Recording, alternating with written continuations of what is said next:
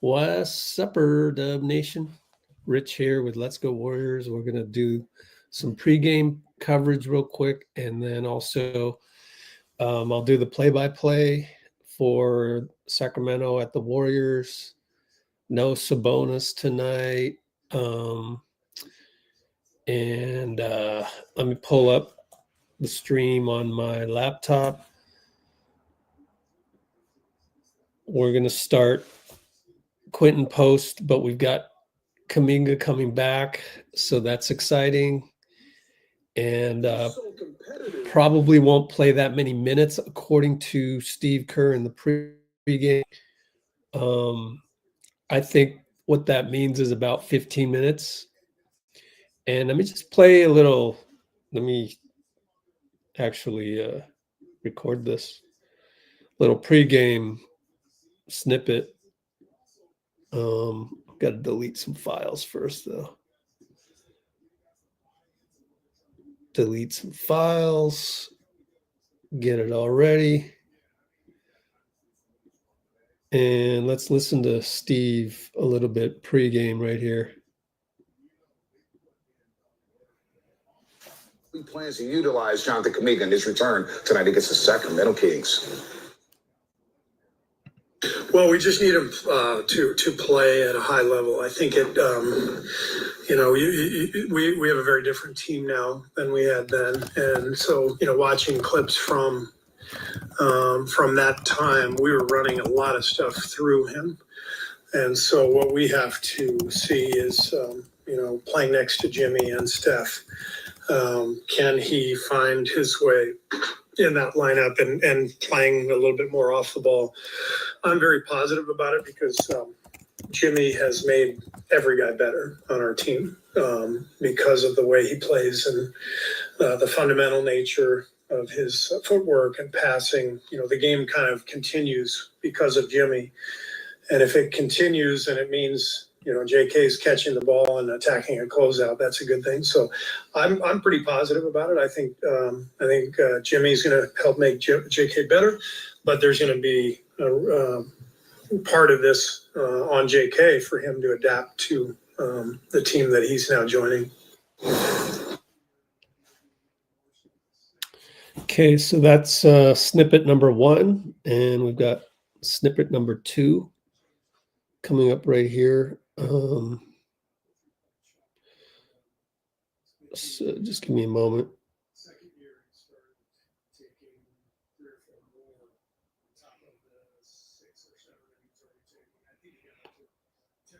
Okay, queuing this up.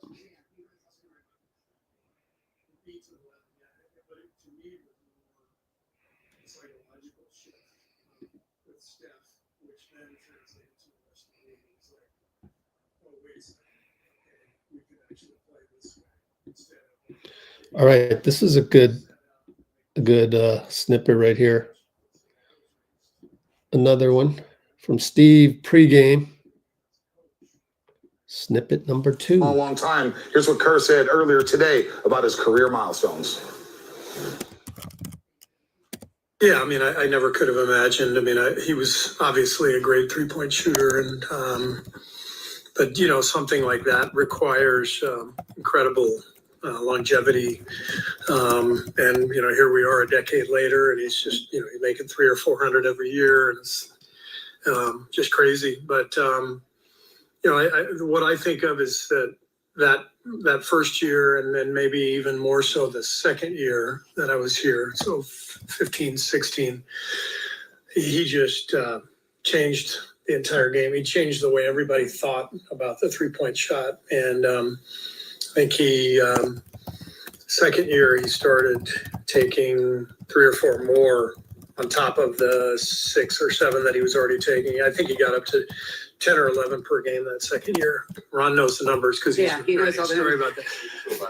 From 8 to 11, but to me, it was more a psychological shift with Steph, which then translated to the rest of the league. It was like, oh, wait a second. Okay, we can actually play this way instead of getting set up and making sure every shot was a good shot, which was the way I was raised as a basketball player, and how I thought of the game as a coach when I got here.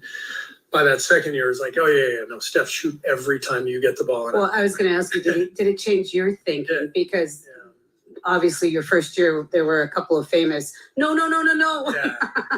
Yeah. Somebody said we recently had the 1 year anniversary of me doing all going crazy.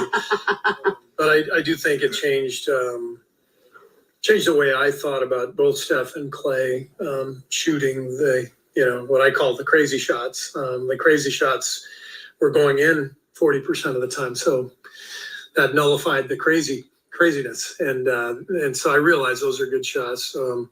But I think what happened with the league was the rest of the league started, players started working on their 3-point shots more, and teams started loading up with 3-point shooters. And in some ways they were ahead of us because we just wanted Steph and Clay to shoot all the threes, and then Kevin when he got here. It was so we believed in the three, but we believed, I know this sounds crazy, but we believe your best shooter should shoot all the threes, And then I never thought about, let's have 5 guys who can shoot threes, and that's where the league has gone. And so, but I think Steph started all of that for sure.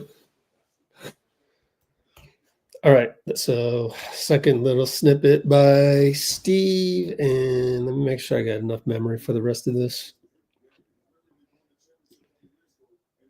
Ooh, it's gonna cut it close. I need to delete some stuff. All right, I gotta delete some stuff. Give me a minute to delete some stuff, but might be a good time to set the intention. What we're doing here is try to keep it high vibrational. So keep it civil, professional, but amongst friends and friends that, don't have a need to have an ego. That's what I love about us and you guys, is that we're like the 19th man on the team. We're like Buddy Hield. We're just on the team. We're like, what Lindy Waters used to be. We're like a guy on the team. Jackson Rowe. Like we're not gonna throw anybody under the bus. We're not gonna just say weird things. Just have gratitude. It says it in the title of this YouTube live. Let's have gratitude. And as I go and clean up some memory in my laptop, I'm going to play this from Money Long, because for those of you new to Let's Go Warriors, this is what we're all about. Just exchange a few words and know where that person is vibrationally. If they talk about other people, gossiping, hating, like, all right, this might not go that far. I remember one time I had a moment in the studio where J. Cole was there, and I was just having a bad day, and I started just talking trash. I was talking to my other friend, Teron, and Cole came in the room, and within 2 minutes, he heard what we was talking about, and he got up and left. And I just remember being like, damn. What we say? Why did he do that? Yeah. But then I realized we wasn't on the same frequency. He not on that. Complaining, that kind of conversation does not circulate in higher level rooms. He didn't judge me. He didn't say nothing bad. He sat there, he listened for like a minute, and then he got up and left. Because what happens is when you're high vibrational, most likely those people are going to bring you down. You're not going to be able to bring them up. Yep. So if you're going to complain in the comments and all that, we're not going to have any patience for that. We're just going to delete that. And then if you keep doing it, we'll just ban you real quick, time you out for a little bit, sit down and have a Snickers. All right. Shoot, hate to do this, but I got to delete some highlights in terms of stuff that I usually record so that we can discuss them, but I need some memory, so all of them are wiped out. There we go. Okay, let's get back to real time here. So yeah, I'll do play-by-play, especially helpful for some of you guys that might not have a live stream to this.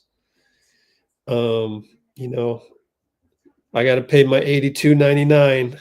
So if you're on Twitch and you want me to stream it for free for you, that's not what I do. I don't even know how to do that. Disney Plus, no idea. No idea. Somebody on Twitch just asked if they're streaming it on Disney Plus. If I go to the scores, it's going to be on TNT. So you could probably find is the game not on NBC Sports Bay Area then? I got to be careful of that. Let's see. TNT, it is not on NBC Sports Bay Area. Hey, thanks for asking. I mean, that told me what was up, and I've got rugby on this channel. So let me go back and find the live Sacramento Kings, NBC Sports California Plus. No way. I got to be blocked from that, don't I? Yeah, current programming not available. That's Sacramento's feed. All right, so officially watching the Lakers-Bucks game. Bucks are going to win. Thank you very much, Bucks. So we got TNT tonight. So the answer is you're welcome. It's on TNT, and you might be able to watch it for free online. TNT overtime, maybe? No idea. Amy and Kimbo and Bruce are in here, and everybody's saying hello to each other. LeBron is out for a while, a couple weeks, groin injury. And yeah, Kings will come out strong. Yeah, we're a deeper team than the Kings, so hopefully we'll figure that out. There's a new way to support us. Buy me a coffee.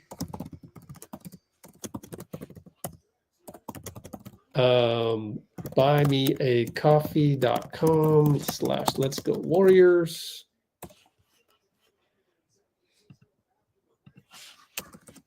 And oh, by the way, who am I? Yeah, I forgot to mention, if you're new to Let's Go Warriors, this is me. I have been covering the Warriors since 2009. I found out today, listening to some of the interviews on the radio, I've been around as long as Matt Steinmetz. Wow. I thought he was here 1 year earlier than me, but maybe not. And yeah, I used to go to all the games and all the road games. That was crazy. That was literally crazy. But I retired, had to tell Steph that I'm done because it's too much work to figure out your Airbnbs, figure out your budget airlines, your Spirit Airlines to Miami or Orlando, which actually isn't that bad. Very, very cheap flights to get to one of the best cities, two of the best cities in America, especially to watch the Warriors. As we said, when the Warriors visited Orlando, Orlando is low-key top 5 destination. And yeah, I had to tell them at Team USA Vegas practice in July, that's it. That's it for me. I'm out of here. But thank you. And it was great. So it was a good run. But now is a new day. And what we're doing now is I need to take care of this. I need to take care of a place on the internet where you can root for your team still, because everywhere else you go, you're going to hear complaining. You're going to say, fire Steve. You're going to hear, fire Steve Curry. You're going to hear, we heard it just a couple months ago, Dunleavy sucks. And then suddenly now he's like, walks on water, right? Like it just, the rest of social media is just like an emotional roller coaster that you don't need to add to your already busy lives. We need to escape that day-to-day of the up and down emotional roller coaster that you might be having with a family member that's complaining about something, a coworker, your boss, someone who stabbed you in the back over there. And, you know, life's tough, man. So we're supposed to be using sports and basketball and the Warriors and our love for Steph Curry. We're supposed to exude Steph Curry. We're supposed to take what we see from Steph and apply it into our own lives. Like, that is the fun part of life. Referees, Josh Chivin. Oh no. Merrick Kogut. Oh no. Suya Smith. Oh no. Uh-oh. By the way, Ben! We got to talk, Ben. But let's start a poll real quick. How's your energy? 8 to 10, high vibrational. Wait, did my TV just turn off?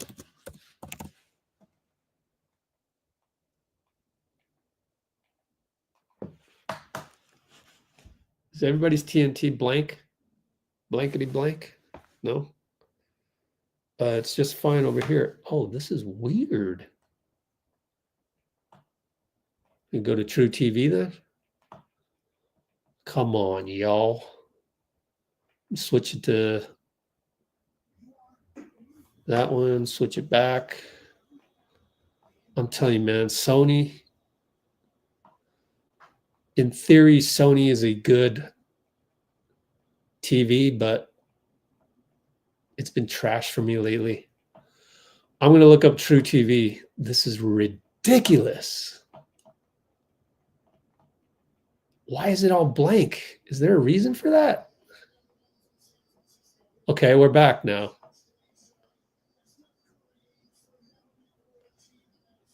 I think maybe it was a commercial insert or something.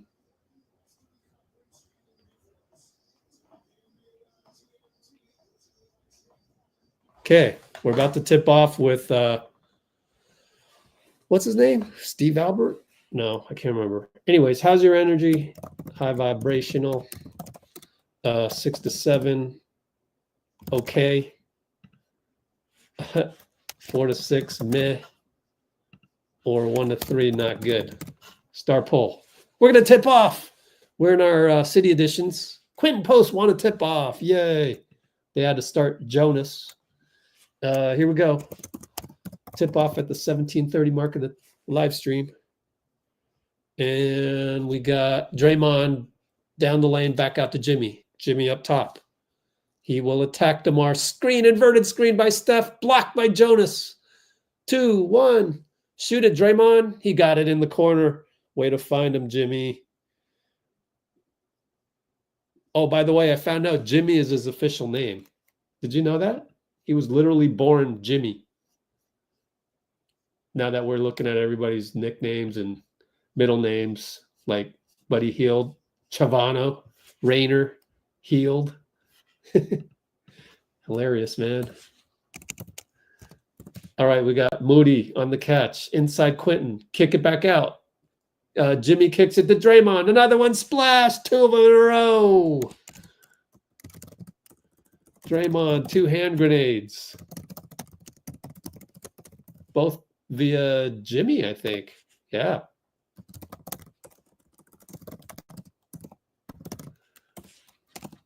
And Malik Monk drives and finds JV. Of course. He's good, man. I like Malik Monk. Yeah, that was against Moody. Tough cover for Moody. Jimmy attacks. Bump by Levine. No call. JV rebound outlet. Uh-oh, here comes Malik. He'll attack Moody. Draymond's there to help. Kick it back out. DeMar for 3. Good.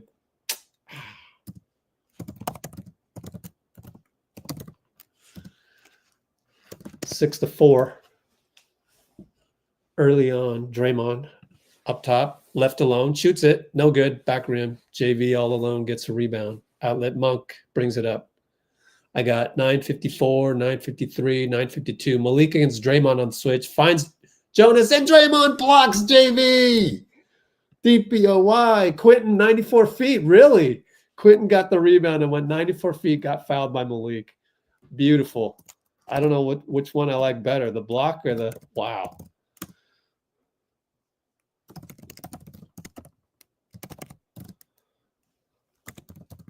Quinten Post, 94 feet, fouled. Can we make free throws? He's a good free throw shooter, though. Get my notes set up. Oh, we missed a free throw. I jinxed it. My fault.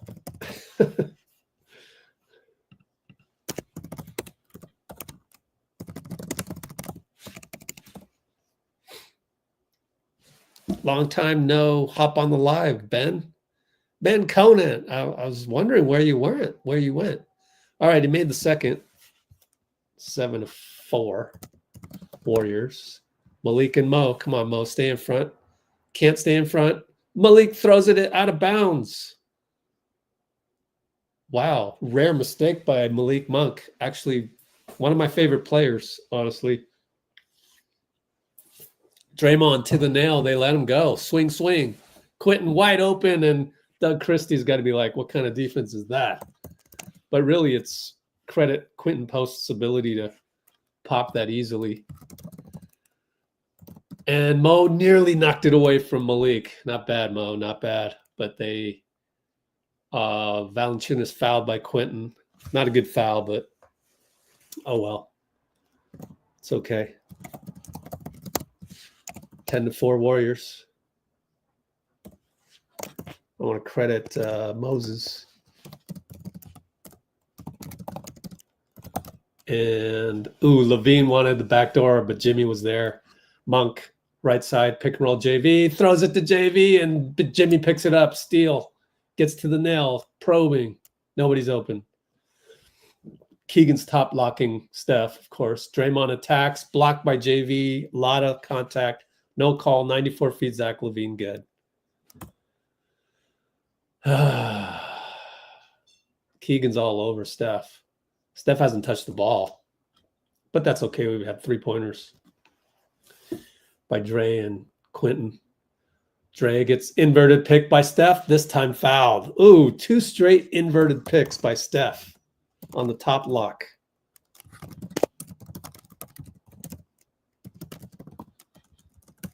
Top lock, Keegan.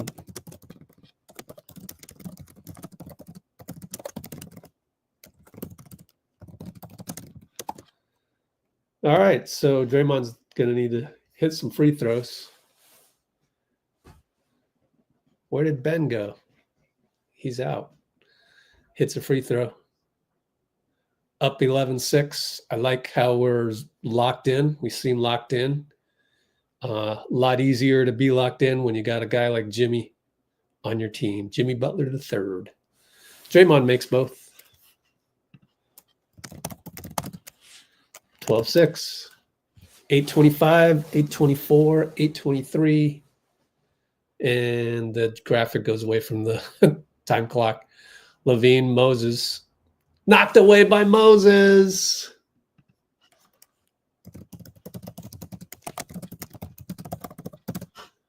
Yeah, Mo. Oh, then he bricks a 3, but Quinten's there. Hands off to Steph. Fakes a 3. Back to Quinten. Can't hold it. They leave him wide open. Missed it. Too bad. DeMar left side, Moody. Moody sizes him up. Quinten's there. Avoids the 3-second call. Beautiful footwork. Missed the jumper. DeMar did. Outlet Jimmy. Good job by Quinten to tightrope the 3-second line.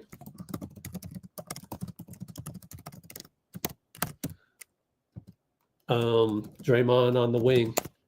What a pass to Steph. Lefty bounce pass, Magic Johnson style. Reverse layup. Timeout, Doug Christie. Can't take it anymore.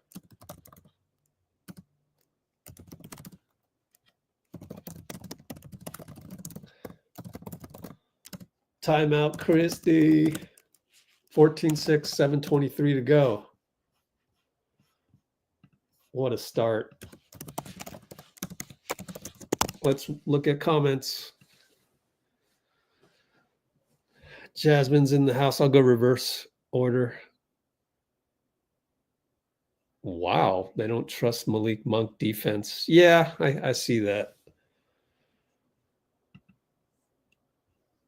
Ooh, Pinky went to go watch her son play basketball. Cool. Oh, I wonder. I forgot to ask. Wait, are you in Portland? I actually know an Asian coach out in Lake Oswego.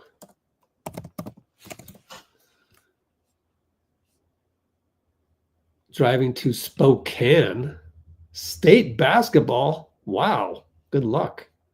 It's incredible. So, Pinky, in case you can't thumb type, I know a coach named Marshall Cho. I don't know if you know Marshall Cho. He's out there in Portland, and he loves to see the Asians succeed. So if you need to get hooked up with Coach Marshall Cho out there, he used to coach at DeMatha, which had tons and tons of good players run through on the East Coast. Anyways, waiting for Kaminga. Let's scroll down and look at the Warriors stats. There we go. Only 437 has passed. BP is not available. I know, if only the Timberwolves would stop winning.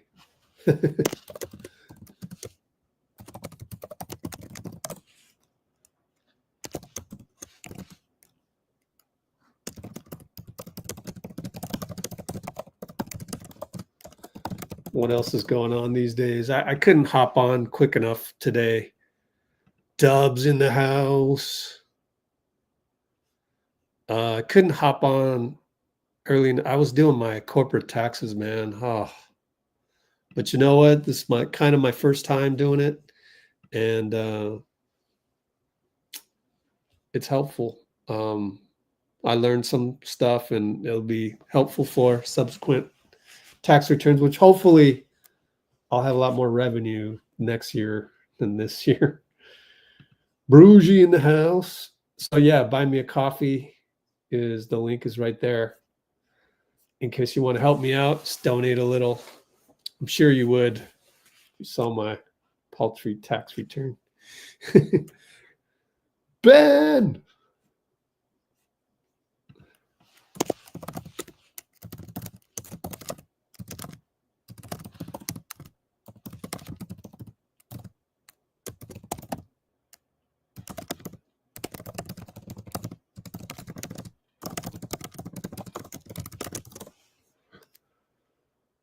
Yeah, yeah. Well, it's also good when we're winning. I suspect that it might be lower when we're losing. All right, here we go. Back to action. 7-16, 7-15, 7-14. JV and QP over to Zach, over to Keegan for three over Steph. No good. Rebound Draymond. They brought in Keon Ellis. Jonathan has the ball and just brought it up. Oh, JK in the house. Anyways, Draymond, JV leaves him, goes to Quinten. Three ball over Zach LaVine, good. Here, Draymond, have an assist.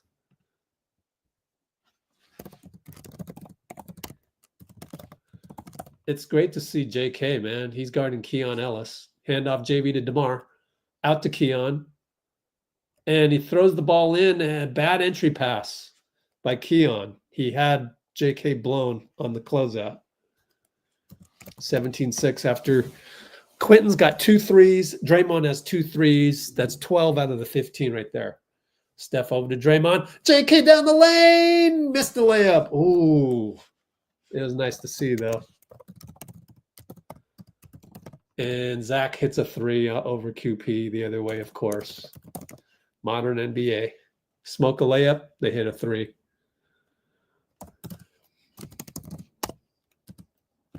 Steph, handoff. Ooh, behind the back to Draymond. Over to JK. Look at him move. Back to Draymond. Lead pass to Steph. Kick it 2 times. Quinten for 3. No good. Ooh, he had the no dip touch release. Wow. And, Jonathan will get a steal. And he turns the corner. He goes 94 feet. Finds Steph. 3 ball. Good. Steph's 1 away from 4,000. And assist Kaminga. 3,999. They work it over to DeMar for 3 over Draymond. No good. Keegan blocked by QP. We can do no wrong tonight. QP. Oh, wait. They called a foul? Is that why QP wants a review? No, he didn't call a foul. Oh, I see. He wants a review just because of yeah. We're not going to challenge. They will inbound it per usual. Keon fakes out JK, but they didn't throw it to him. Buddy's on Zach in the corner. Draymond's there to help. We're almost in the zone the way we're helping.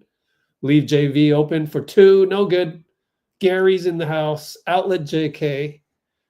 JK with the, is he wearing a do-rag? Yeah. JK with the do-rag. Over to Draymond, opposite side. Keegan top locks, goes down low to Steph, nearly double dribbles, out to Gary. They leave him open. He sizes it up. He hits a 3. GP3 via top lock on Steph. Another Steph top lock gravity creation. 23-9. Warriors holding them to single digits. Keegan blocked by Steph. He got it back. Should have been a jump ball. DeMar attacks, finds JV. Good. 2 points down low. JK nearly threw the ball to Keegan. Wow. Be careful, kid. High pick and roll. JK Steph. Steph and Keegan. Screen by Draymond. 3 ball. Might have been an illegal screen by Dray, but anyways, he missed it. DeRozan rebound. Gary on him. Screen JV. Nope. Goes away from it. Goes down the lane. JV. Kick it out. Another swing. Keegan for 3 over Buddy. No good. Brick. Steph, touchdown pass, Buddy. What a catch. Oh, Buddy's blocked. Buddy got blocked by Keegan, and it was what do you call it? A wedgie. So it's a jump ball. Dang. Just lay it up. What a sequence. Craziness.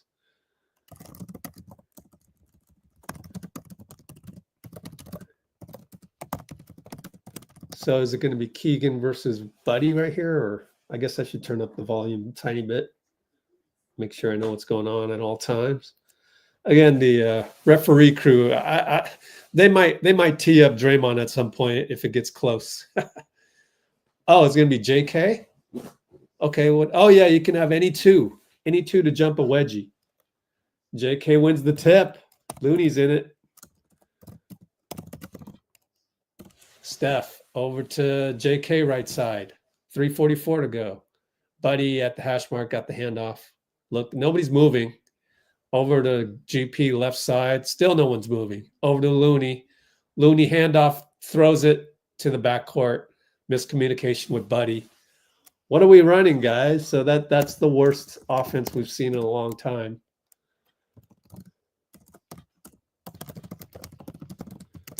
Looney handed off to the backcourt. Turnover.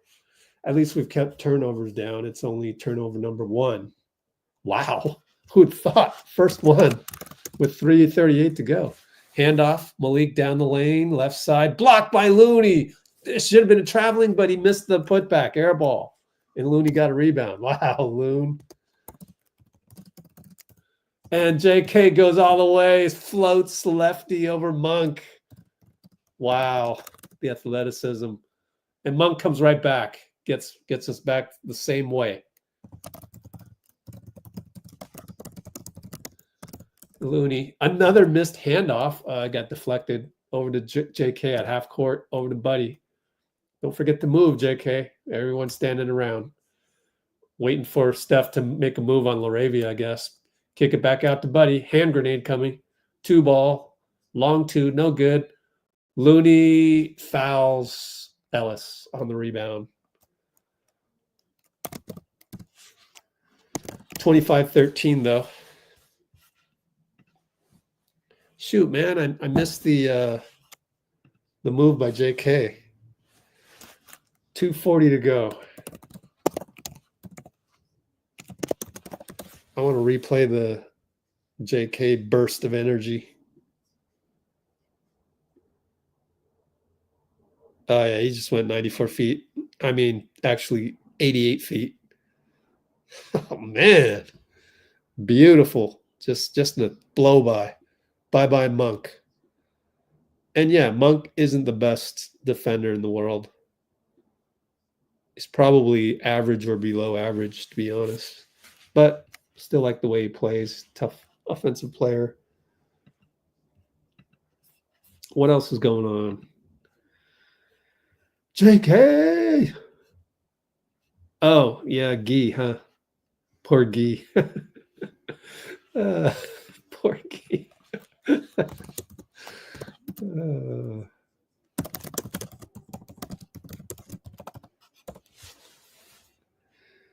Is it a headband or is it a do-rag? Couldn't tell. 720 720 pixels. NBA hasn't upgraded yet.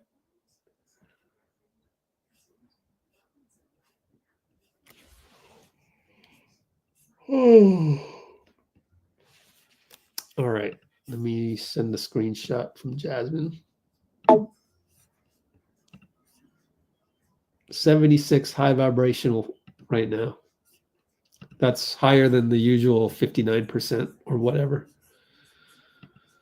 Glad you're here. Aim assist. Astrophal. You could cry. Why? What's up?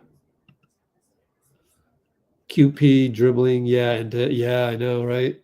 QP went all the way.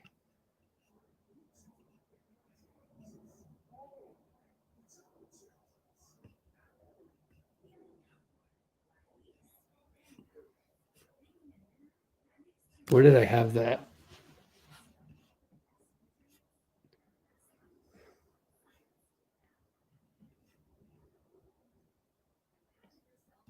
Dang, I can't remember when that was.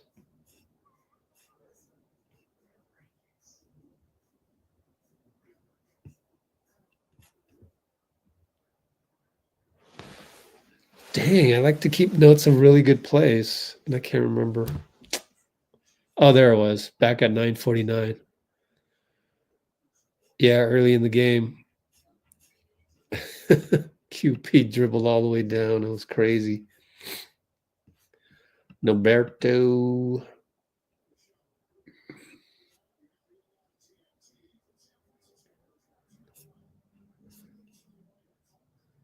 JK looking like Rambo. I know, huh? He does kind of look like him. Especially running down the lane like that. Looking like Rambo.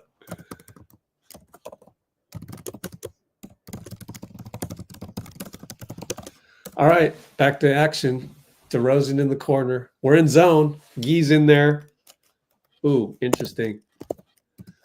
Demar, mid-range good over Guy.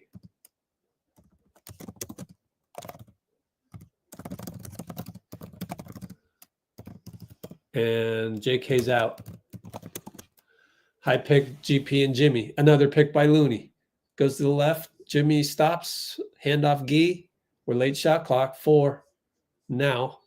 And, bad reaching by Malik Monk against Buddy. Malik can't believe it, but it's not a good time to reach in that late. If I were an NBA coach, I'd have a rule.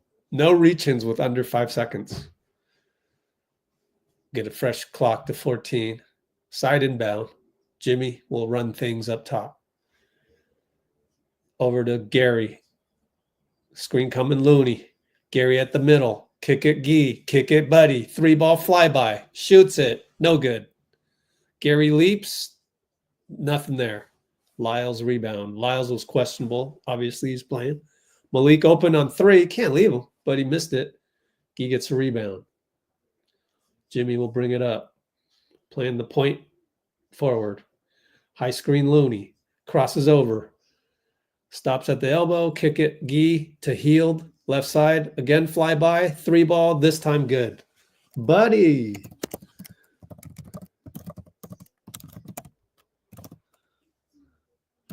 (28-15) with 1:13 to go. Trey Lyles and Looney. Handoff Malik. Gary trails. Looney's there. Gary nearly turned it, stole it. Malik got it back. Now he attacks Looney. Stuck. Gets it back out. Laravia back to Monk in the corner. One-on-one Looney. Shoots a three because it's late. Rebound Buddy. Outlet Jimmy. Jimmy attacks. He faked it to Buddy and he tacked. What a tremendous fake. Wow. Jimmy outlet. Fakes a look to Buddy. Attacks. 30-15. We've doubled them up. Gee and DeRozan. Gee reaches in. DeRozan chases it. 8 on the clock. Now it's DeRozan Looney on the pick. Gee dives for it. Nope. Over to Keon Ellis. Corner 3. Good. They're all NBA players. They can hit 27.9. So minus that. So there's about 3.9 differential. Gary plays point. 13 shot clock. And he throws it away. Miscommunication with Jimmy. Gary gives him a nod. It's his fault. Steve wants someone to come in. He's probably mad at one of his assistants for not having that ready. I'm not sure.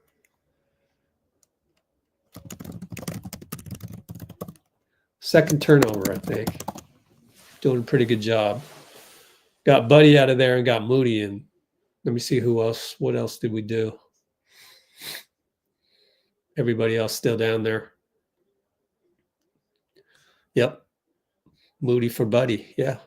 Who now guards DeRozan, who now draws a foul. That was intentional. 6 seconds left. 1 to give now. Or we had 1 to give, and that's the one. So good job by Moody. And Malik into DeRozan and Moody. 4-3 screen. Malik flare. DeRozan shoots a 3. Great defense, Gary. Tremendous. Awesome defense by Gary. DeRozan wanted to lean into him, and Gary wouldn't have it. He athletically moved his back backwards. 30-18.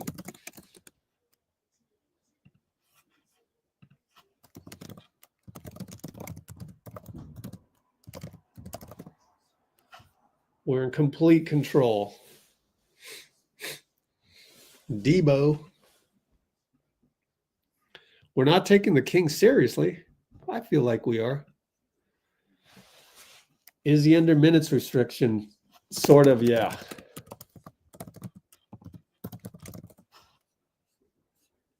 So Steve said JK would play short bursts only.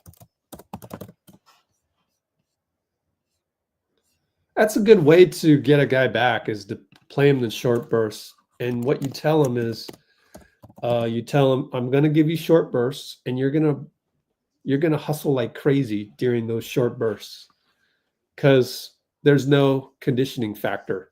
I'm taking conditioning out of the equation. So that's why.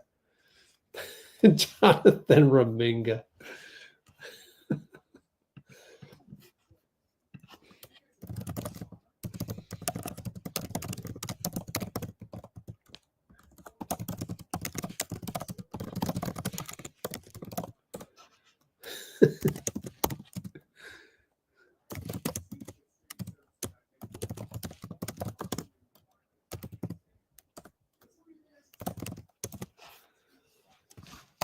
Jonathan Kuminga.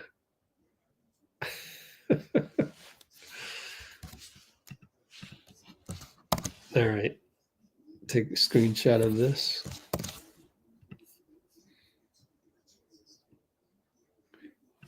And then I got to do some marketing later on Twitter and stuff. Let's see.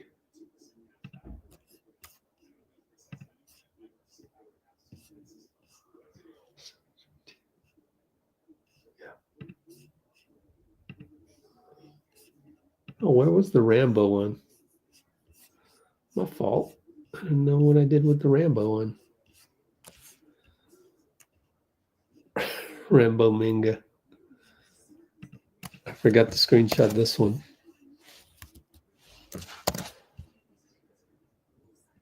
Any other nicknames for Jonathan?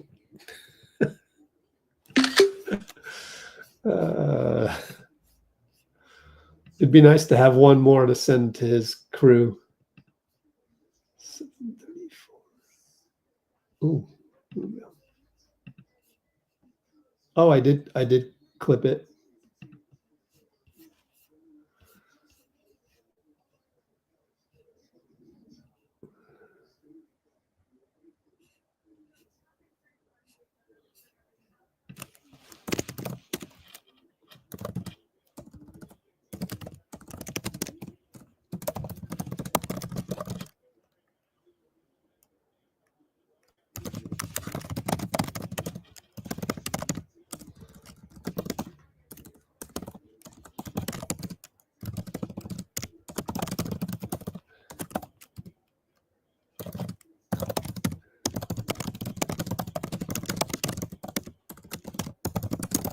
Three ball, number 22.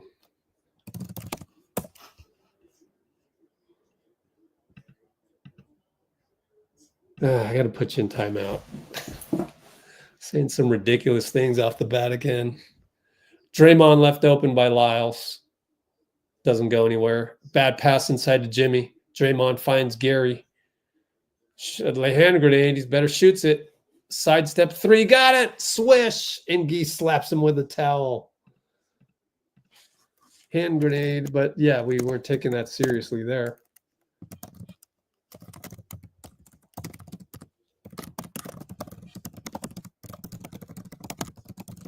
All right, Zach doubled on the zone.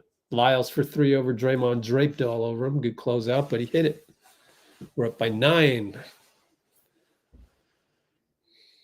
Moody comes around the curl. Good lead pass over to Draymond. 3-ball corner. Good.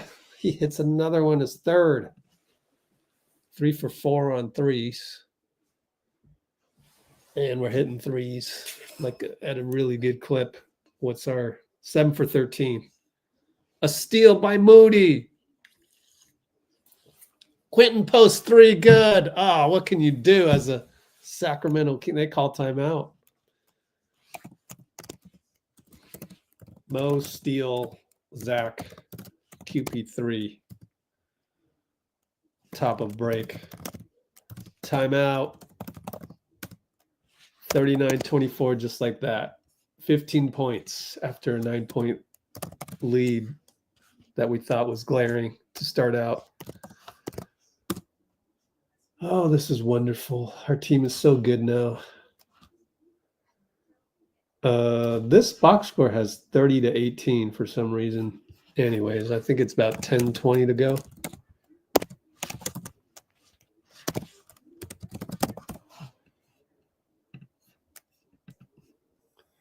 Moses. Sack dropped to 21st in defensive rating. QP recruitment room. Oh, cool. Lou Martinez in the house. Good to have you. Hope you stick with us.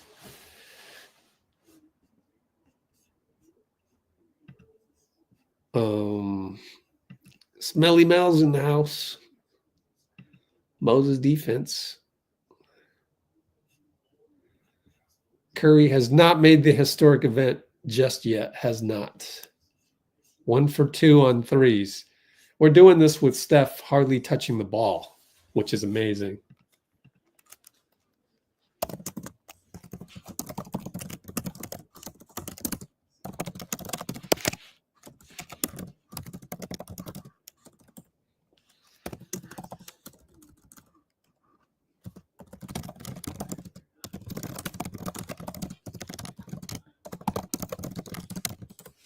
It's just everything's going so well.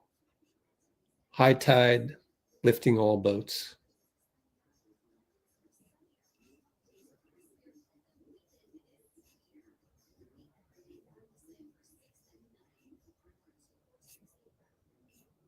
All right, what else is going on? Splash the like button. Ben, did you get my, you haven't been answering any of my questions.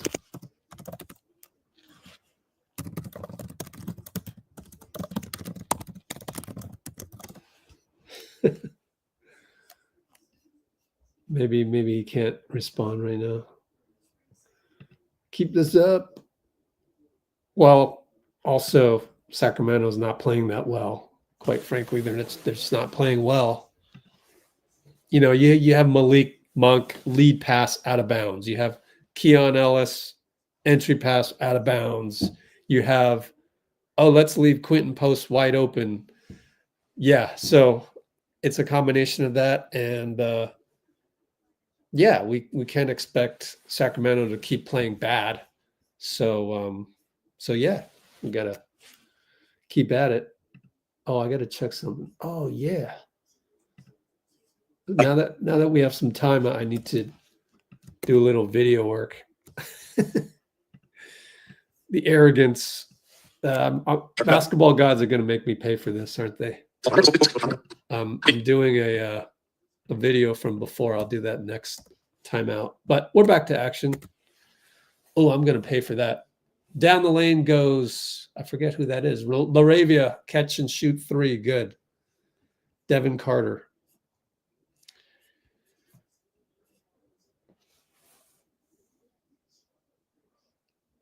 So was that bad point of attack?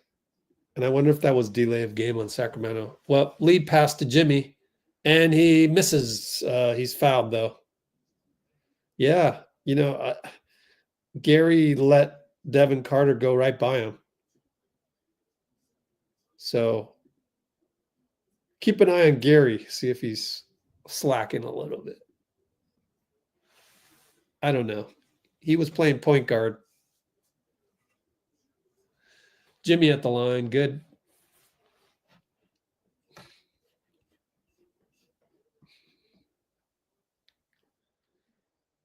Yeah. Kings will probably make corrections. Okay, both buckets good. Jimmy with the buckets. Devin, Carter, and Gary. Come on, Gary, lock in. Gary, a.k.a. Nightwing. Oh, he locks in. He's covering him tight. Jimmy's covering Keegan tight. Back to Devin, over to Zach. Down low. Lyles and Dray looking for handoff. Handoff Devin. Pass off to Draymond. Kick it. Laravia 3. So 2 times Laravia with the 3. He's the one guy that'll hit him with the personnel they got right now. So kind of lost him on the rotation. Jimmy inside, kick it, spray out to Gary for 3. He's on fire. 44-30. Another assist for Jimmy.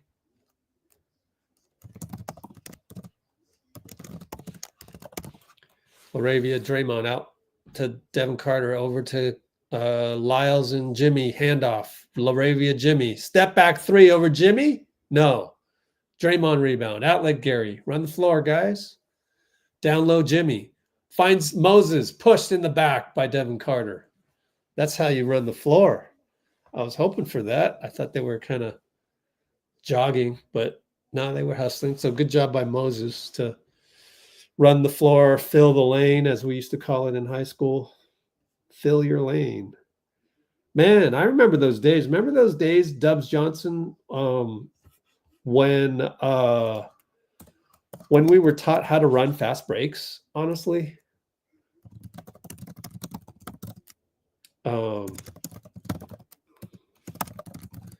And I had to run with like the varsity crew. I was a sophomore. We just had practices. It wasn't like I was like good or anything. It was just, we just had combined practices for a little bit. And man, it's just like you couldn't screw up those fast breaks. Like you really had to concentrate. But good job by Moses to do that fundamental thing, run your lane. Laravia with some fakes, soft pass, and then Jimmy knocks it away from Zach. Zach's been a non-factor so far.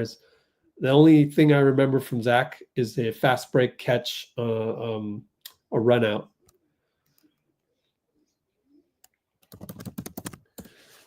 They got 4 on the shot clock. Laravia looking. Zach gonna have to do a hero ball. Quinten smothers them, block and rebound. Shot clock violation. Quinten Post's defense is incredible these days. Does he get credit for the block? Let's check the thing here. He's got 2 blocks. Yeah, I would assume that's a block in the box score right there. Jimmy left open. Kick it to Quinten. God, no. Oh, short. It was on line. JV rebound. Dang. I'm about to chide the Kings one more time. Keegan steps on the line on the shovel pass from Zach. Keegan a non-factor so far, other than top locking Steph early on, and we haven't even seen Steph in a long time. Now we will. With the super light blue shoes, the chef comes back. It's like, wait, who are we missing on the team? JK and is somebody else on the team? Oh yeah, Steph. Yeah, that's how well things are going. 46-30. Oh, he's got a back thing. Damn. Okay. FYI. Steph's nursing a back injury of some sort. And pick and roll with Draymond. Roll. Missed the layup. Wanted a foul. Yells at the guy. Don't get a tech. Luckily, he didn't get a tech. Keegan, 94 feet, blows a layup. Quinten, another rebound. Killed his dribble, which was a mistake, but got it to Buddy. Crossover Buddy against Zach, not going anywhere. Back out to Draymond at the nail. Push shot over JV. Good. Draymond. Push shot over JV.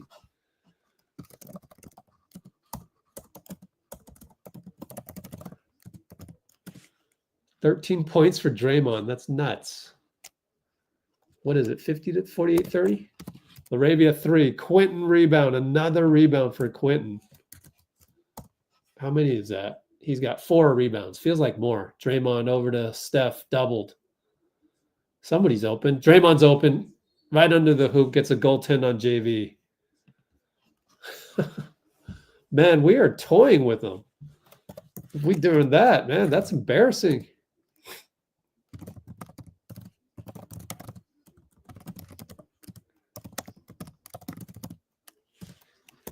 This is light work, you know what I'm saying? This is like, wow, this is JV against varsity. The way things are going, 50-30, 6:53, 6:52, 6:51. Keon out to Zach. DeMar about to check in. JV and Quinten, low post. Here we go, or mid post. Quinten hacks him. Horrendous defense by Quinten. So JV will go to the line. Yeah, there's absolutely no need to do that. Draymond comes over to yell at him and say, "You."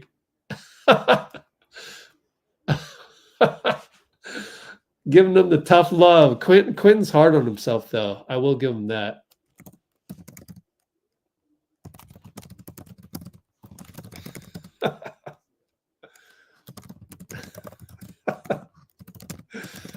It's hilarious.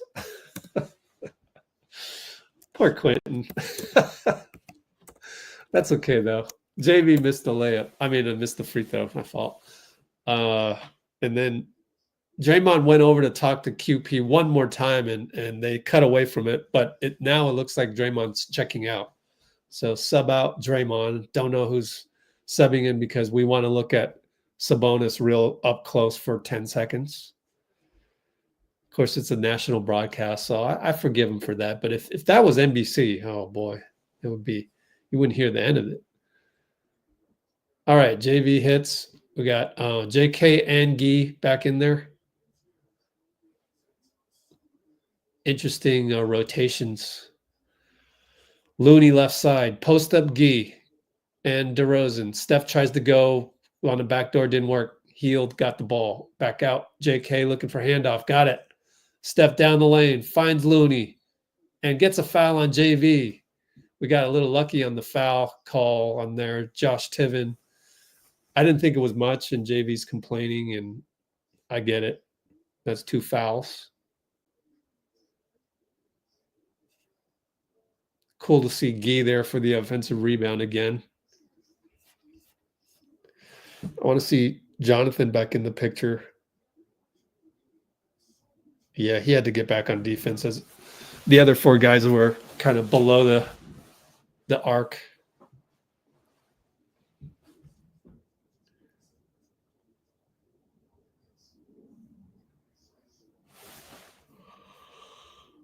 Oh, Looney made the first and hits 52-31.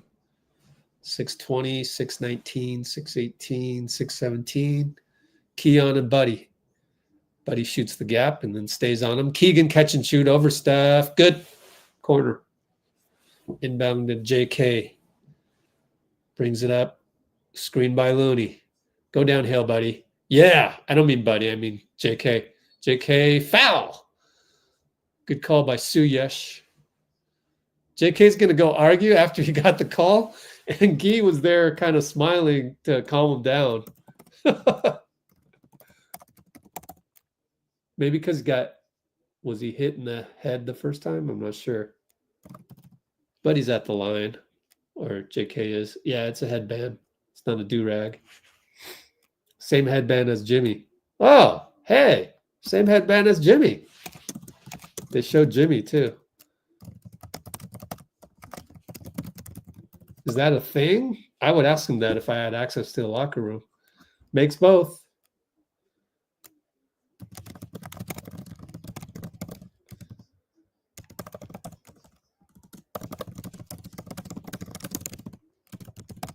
And DeMar down low. Missed it. JK gets a rebound thanks to Looney's hustle.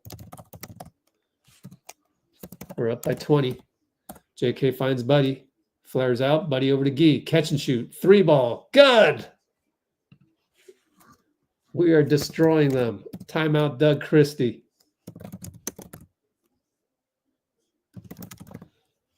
$57-34.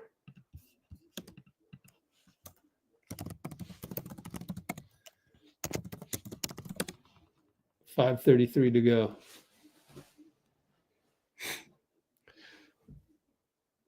$23 more points. What does that mean?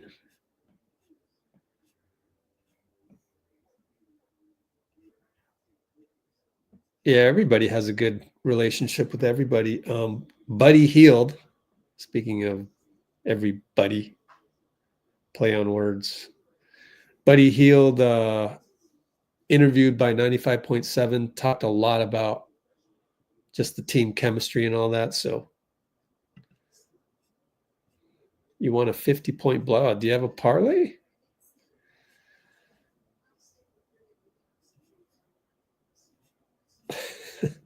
Kings were showboating? I don't even remember. Feels like a whole season ago. Really does.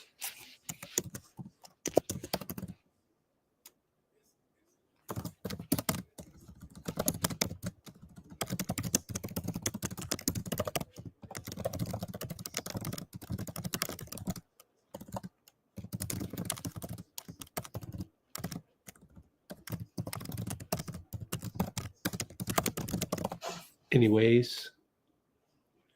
Oh, thanks, Kimbo. Oh, yeah, man. That's the best compliment you can get. Getting props over national people.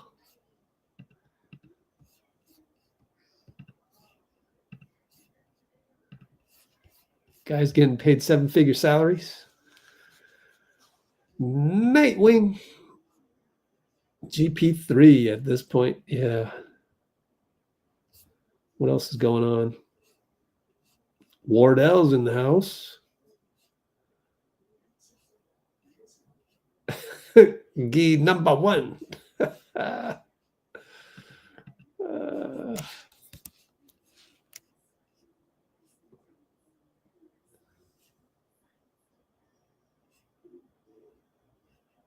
Once Curry makes history. I know, huh? We don't even need him to. Things are going so well.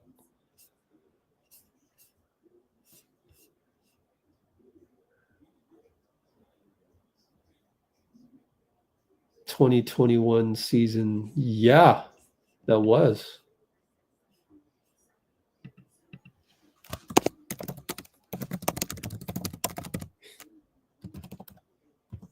Let me see. How did that whole season happen? 19. Yeah. But cut short by COVID. March 2020. I distinctly remember. I think, yeah. Pretty sure it was cut short. 15 and 51 or 15 and 50. So he only played 65 games.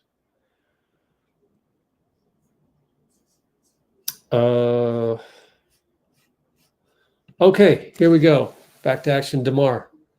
Over to Keon. DeMar says, go that way. I guess he respects Gee's defense. Anyways, JV and Looney. Down low. Fade away. No good. Gee rebound.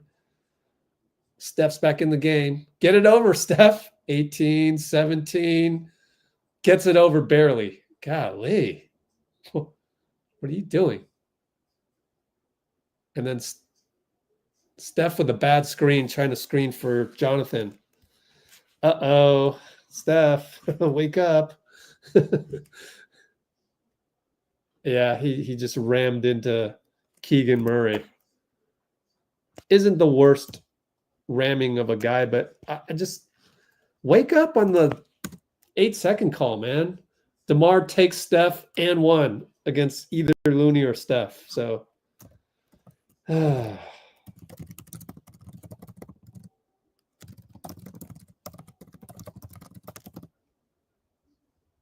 is it a foul on Steph or Looney? One foul, Looney, two fouls, probably Looney. Whoops. I just Kevon Looney shooting foul, and then I saw a whole bunch of scores on the play-by-play. Oh well, I just spoiled myself trying to figure out.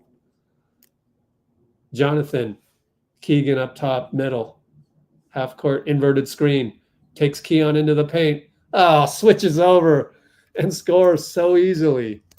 That wasn't fair, man.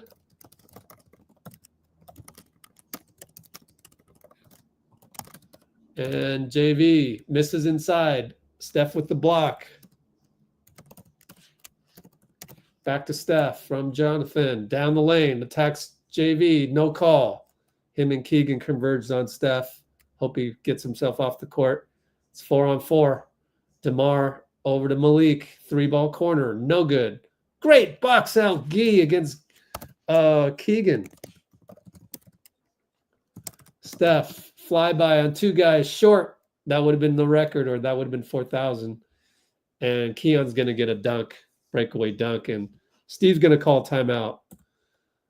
Good timeout. I think that's a good timeout because it's just getting sloppy.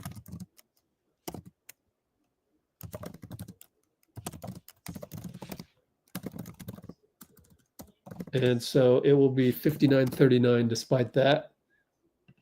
A little sloppy.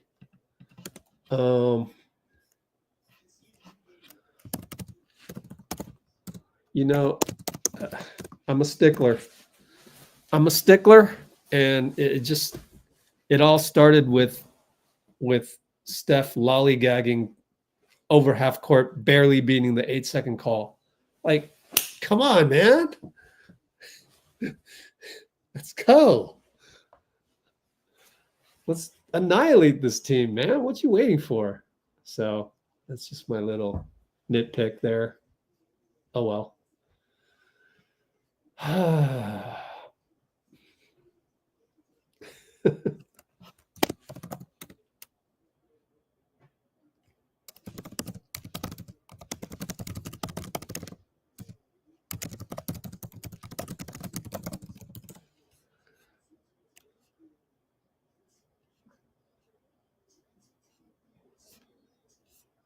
All right, get back to action pretty soon.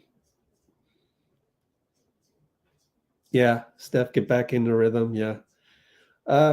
Credit Keegan with the top lock on him, but yeah, kind of forced that last shot. But, you know, I mean, we have a cushion of 20 points to make a couple mistakes. It's not the end of the world.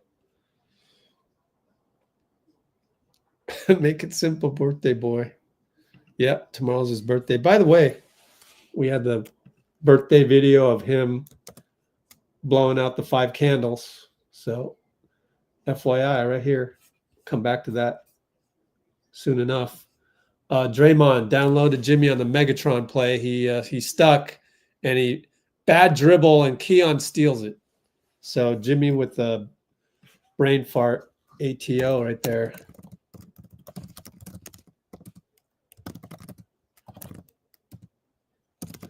They kick it back out. Keegan finds Keon, drives baseline, good shell. Kick it to Keegan for 3, no good.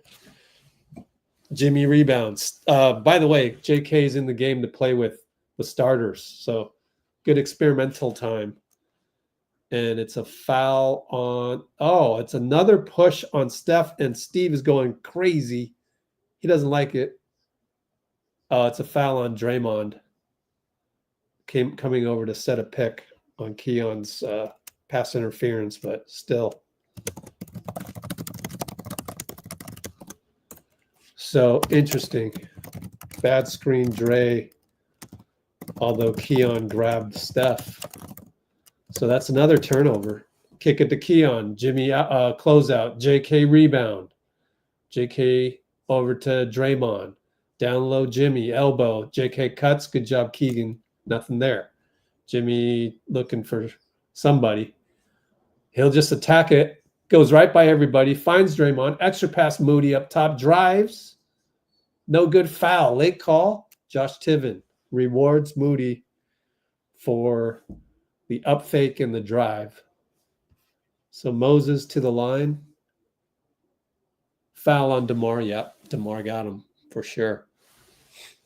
As Moody flew by.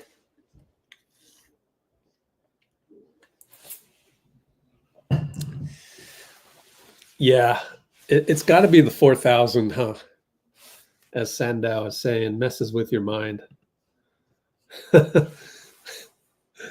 Hit that 3 before halftime, yeah. Hit that 3 before Pinky loses service.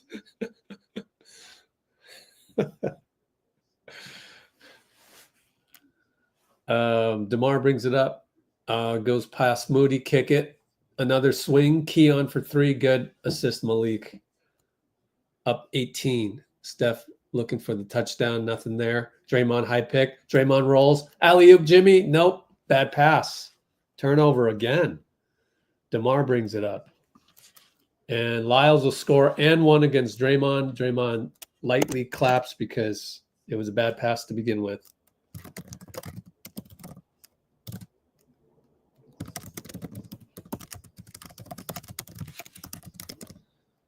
So how many turnovers? 3, 4, 5. Now we got 6 turnovers suddenly. The number has ballooned. Quinten Post in, JK out. So that does it.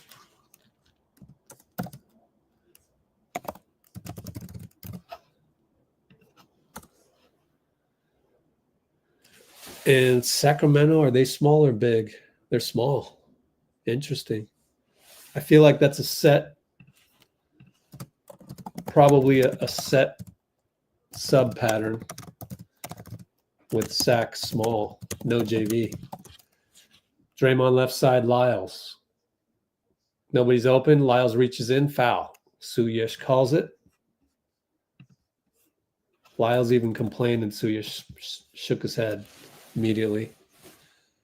Oh, that's good to see Looney and JK joking on the bench there.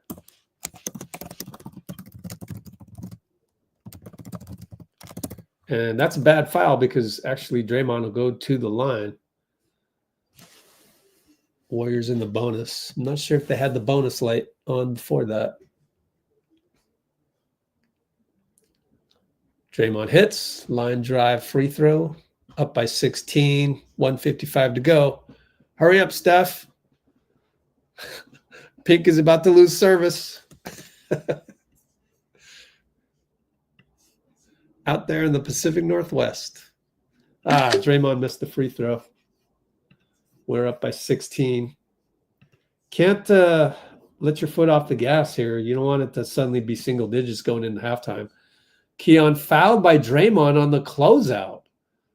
It's on the ground, but he picks up a cheapie.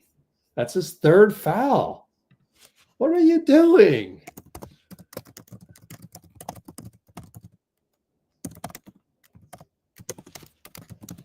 Bring in JK, man. Sub you out, man. Come on, guys. That doesn't happen. Starters are in there. DeMar, baseline. He's got Draymond 3 fouls. Bye-bye. Lefty banker good. Draymond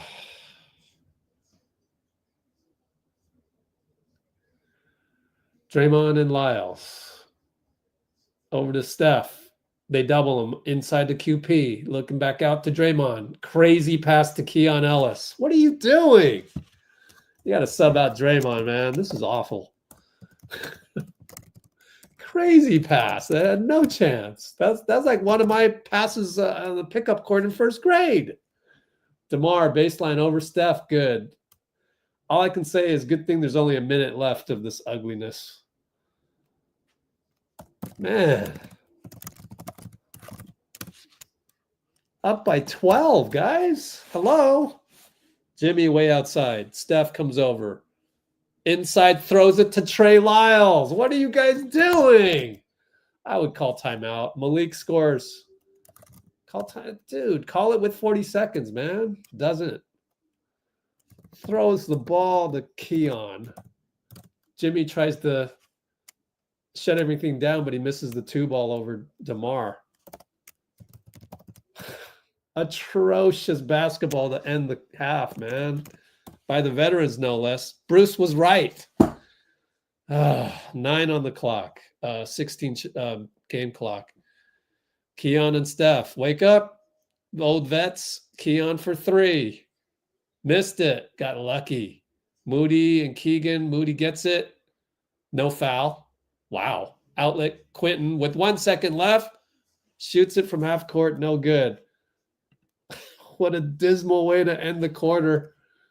But sheesh, man. Come on, Dray. I know Steph has the pressure of that 4,000, but geez. That was some ugly basketball for a minute and a half there. Here, have the ball. Here, have the ball. Wow. The one by Draymond was like, reminded me of like I would never do that in a game. You know what I mean? Like it reminds me of just slop in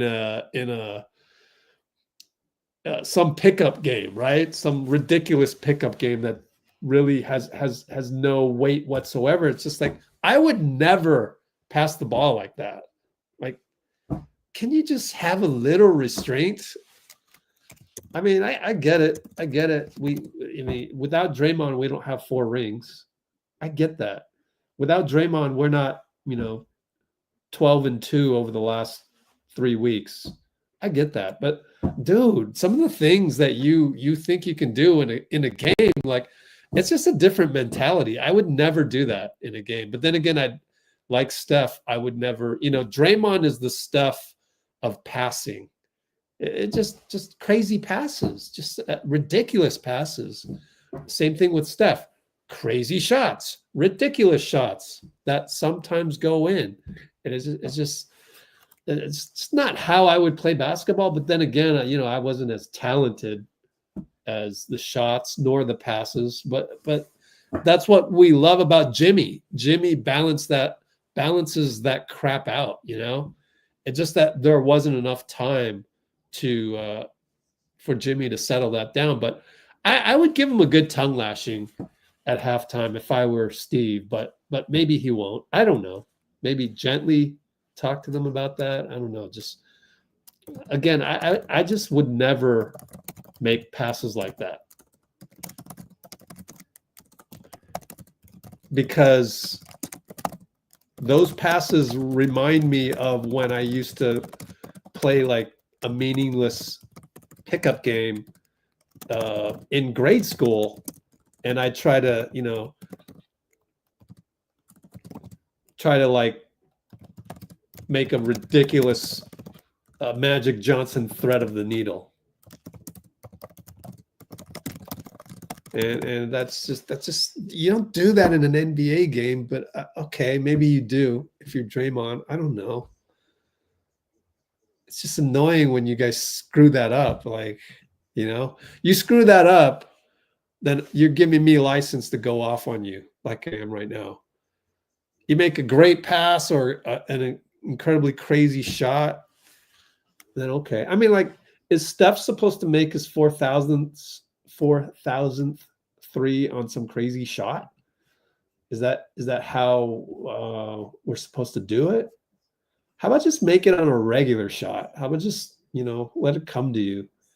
But yeah, I don't know. Going on a tangent.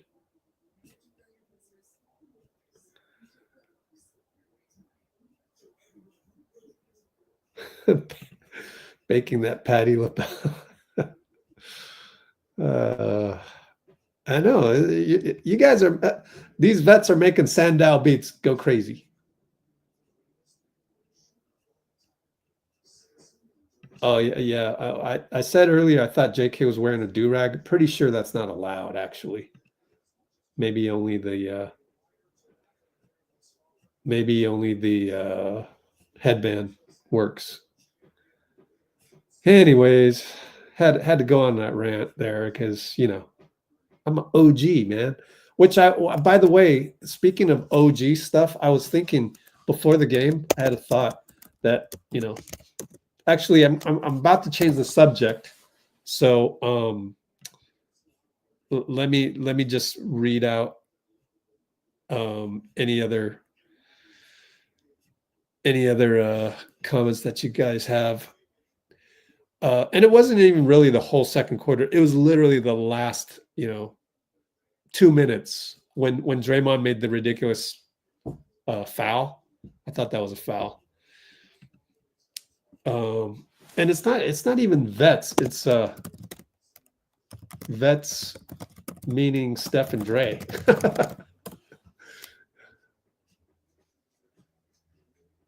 Yeah, they're just ridiculous.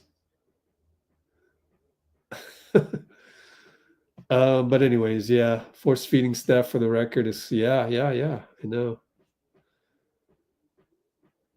Yep, you are us old G's are well, I mean, Draymond and Steph are old, but it's not like they're making the passes because they're old. They're making the passes because they can't help it. They like to have the flair.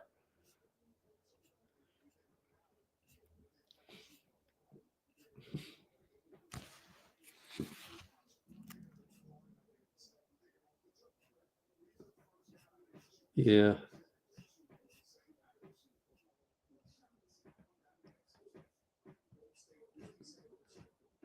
Wow, 70 concurrents, 28 likes. Come on, guys. Hit the like button, please.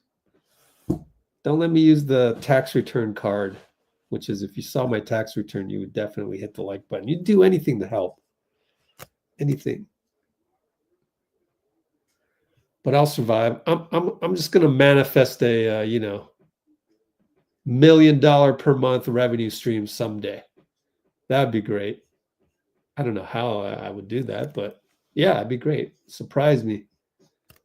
But yeah, it's far from that right now. It's the reverse of that right now. But it'll get better. The team's getting better. Everything's getting better. So, but yeah, hit the like button. It's not that hard, man.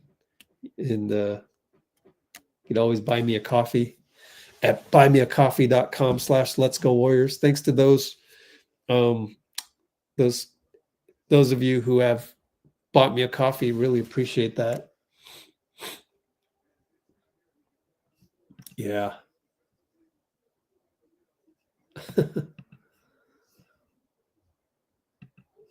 Yeah, it's a bad habit. Got a question. Do you think that having Kevin Knox? Oh, yeah, for sure. Knox will definitely be on the roster for playoffs. Book it. And then we'll talk about the thing that I thought about before the game started.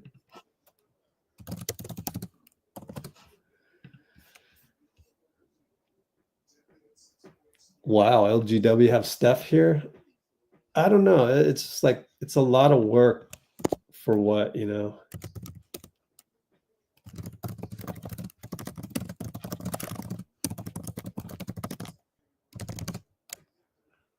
And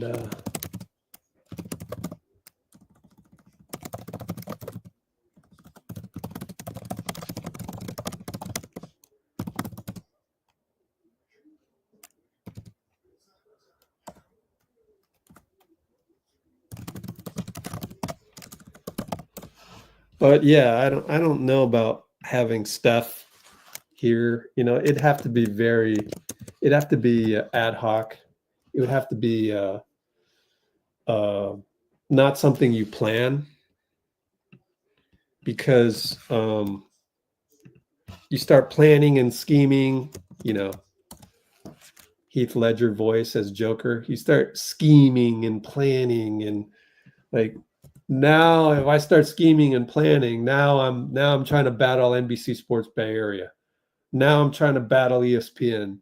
Now I'm trying to battle TNT. Every podcaster out there wants Steph, you know. I'm not here to fight battles that are like damn near impossible, you know. So I'm just happy-go-lucky. And in fact, you never know. I might interview him on the golf course in Tahoe randomly. That's the best way.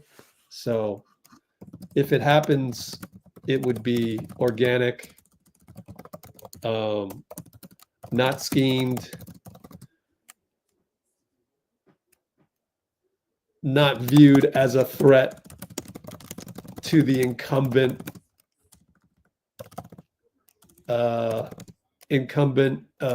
Warriors media tyrants. That's why I got out of this business, man. That's precisely the reason I did this. That's precisely the reason I said, hey, Steph, you know, I'm going to do this from home, and I'm going to do this with a tight-knit community that's high vibrational, because it's rare. Because if I don't do that, then I want to become the next ESPN, or I want to become the next fill in the blank. I want to become the next hot take guy on Twitter that starts a podcast. I want to be the next hot take guy on YouTube that, you know, automatically gets, you know, 10,000 views for every controversial title I come up with. No, man, I don't. That's not me. I don't want to do that. Like, I want to be here and enjoy the Warriors, enjoy the game of basketball, utilize the knowledge and everything that I've learned from hanging out with Steph, from being credentialed for 15 years and learning things. And every year I keep learning things. And this is a perfect segue into what I was going to say earlier on. I had a thought before the game. Man. Oh, thanks, Astrofell. Oh, I gotta screenshot these. And then that reminds me, shoot, I forgot to tweet out. I gotta tweet out some stuff. Yeah, thanks, man.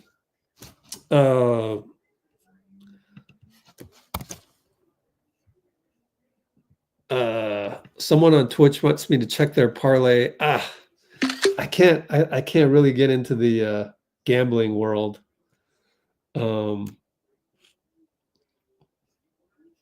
Alan Williams in the house. Bruce is ready to judge the third quarter. But anyways, I am just about to tell you about this pretty awesome thing that I thought about before the game, which I think Bruce would agree with. Hello, Robbie.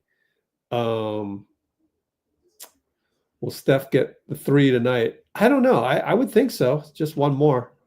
Okay. So here was my idea. Shoot, we lost 10 people on the concurrence. All right. I was envisioning when Jimmy, the thing about Jimmy is that he can get that baseline drive anytime he wants. When Jimmy gets to that baseline drive, like, it's really hard to stop. And then I got to thinking, Bruce, you're going to love this. I got to thinking, man, you know who that's like? That's like a below the rim Michael Jordan. Like, MJ used to do that. Like, he could go anywhere and just just get to a spot, dribbling, lowering his shoulder, his super wide shoulders, his super buff shoulders, just like Jimmy, get under you because his drive is with his shoulder and it's so low to the ground, you know? So similar to Jordan in that low center of gravity, driving shoulder, strong shoulder. The way Jimmy gets to the baseline and then draw two guys, right? Just like Gary said on the podium recently, drawing two. And it's on our channel, and you can look at the GP2 right here. You can look at the comments for the transcript. He's always drawing two, commanding two per GP2. Gary called it commanding two. I should have put that as the thing, but Moses saying a real dude is a pretty good thumbnail to have. So I was thinking about that, how Jimmy can get to the baseline, draw multiple guys just like Jordan, except, and then I got to thinking, man, Michael has the ability, he has the vertical game too. So he had you have that, and you have another dimension, which makes him unstoppable, right? That's how great Michael Jordan was. So for those of you that didn't watch Jordan, here's one way to imagine how incredible Michael Jordan was. That is, think of Jimmy Butler, strong drive to the baseline, can't stop him, need to get another body just in there to stop him, except he can fly like JK. And he can hang even better than JK. That's how incredible Michael Jordan was. And that also comes back, and you know how I don't like to do comparisons, right? But I like to do comparisons when they build on each other, because me doing this comparison with Jordan not only tells you how incredible Michael was. To get to that spot, you know how hard it is to drive and get to a spot that is located right under the hoop on the baseline? That's damn near impossible to do. Like, only a couple guys in the league can do that. Jimmy's one of them. Michael used to do that. And Michael had another dimension that was the verticality and the hang time, which is just mind-blowing. So then that builds right back to Jimmy. I think that's the best compliment I could ever give Jimmy, is that, bro, you drive to the hole. It reminds me of a below-the-rim Michael Jordan. That doesn't mean it's ineffective. No, I mean you are totally effective in doing that. It's just that Michael's on another dimension to be able to fly by everybody in the interim with the hang time. Now, you don't have that. Of course, you can dunk. Of course, you got vertical game too, but it's just not at that superhuman level. You're like, you know, you're elite athlete level, not superhuman, elite athlete level. I mean, that's the biggest compliment I can give Jimmy as well. So the compliments, when you're comparing people by complimenting them, it only builds, man, and then you reappreciate the game. So that's my hot take of the day. Isn't that better than radio? Anyways, we're back to the game. Keegan, pick and roll with Lyles. It's going to be Lyles instead of Valanciunas. DeMar up top. Over to Keegan. Hand grenade over Steph. Good. I mean, that's not good defense by Steph, in my opinion.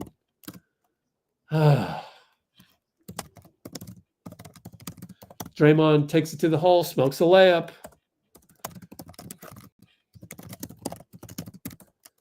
Oh, man. Keegan for three. No good. Oh, we got lucky. We got lucky, my friends. Whew. I'll get back to it real quick. That would have cut the lead to 4. We're only up 7. Oh, man. I don't think Steph would ever admit it, but the 4,000 is an elephant in the room, man.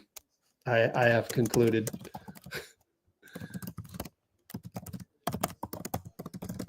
Jimmy at the nail. Over to Quinten. Quinten looking for a handoff. Keegan's all over Steph. No call. That's holding, man. Moody inside. Loses it. Wow. Straight up holding right in front of everybody. Malik, 94 feet. Short. Good job, Quinten. Quinten saved a bucket. Man, Keegan's holding him.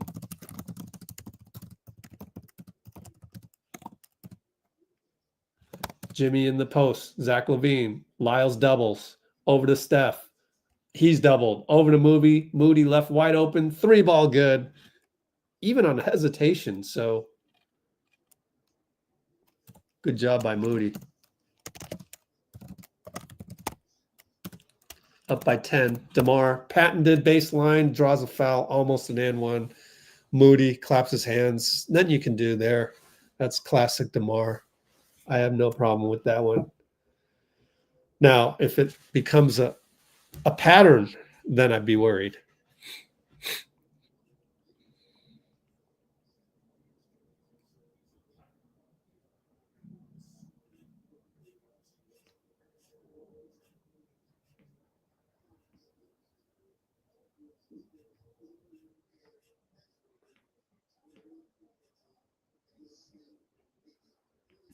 Wow.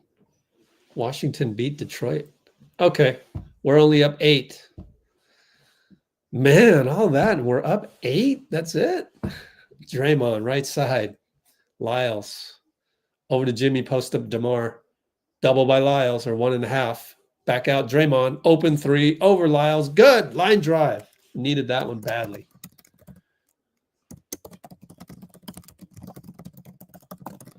And DeMar, catch and shoot over Draymond. 3-ball. Good. Negates the previous 3. Dang. Back up by 9. Was that a 2? I think that was a 2. Bad entry pass by Jimmy. Wow. DeMar read it the whole way. Zach's going to shoot a 3. Good. Oh, man.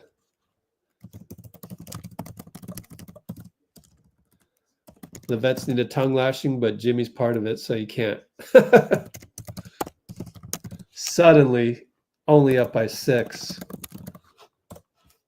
Gosh, vets are having a bad plus minus. Actually, no. I mean, Draymond's got plus 9, or yeah, 19 points.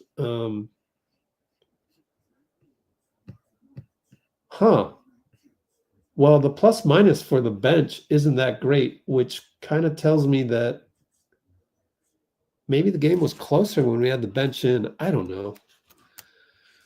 Strange. Q3, 9:21 to go.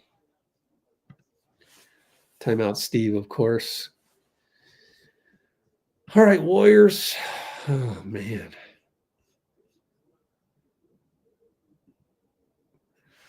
JK might need 20 more minutes. Well, Steve already said he's not going to play JK that much, but if the vets continue to suck, then yeah, why not?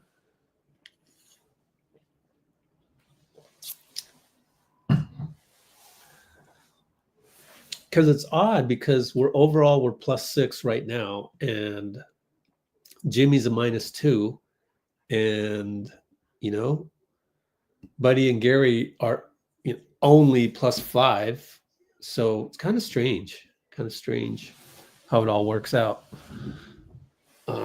I think just the last 2.5 minutes, no, the last 2 minutes of the second quarter were bad. Wait, let me see if I'm right. We're up 18 at that time. Yep. We're up 21 before the Draymond Green bad pass. Yeah, so 2:40 to go. No, 2:14 to go. Keon Ellis made a 3. Yeah.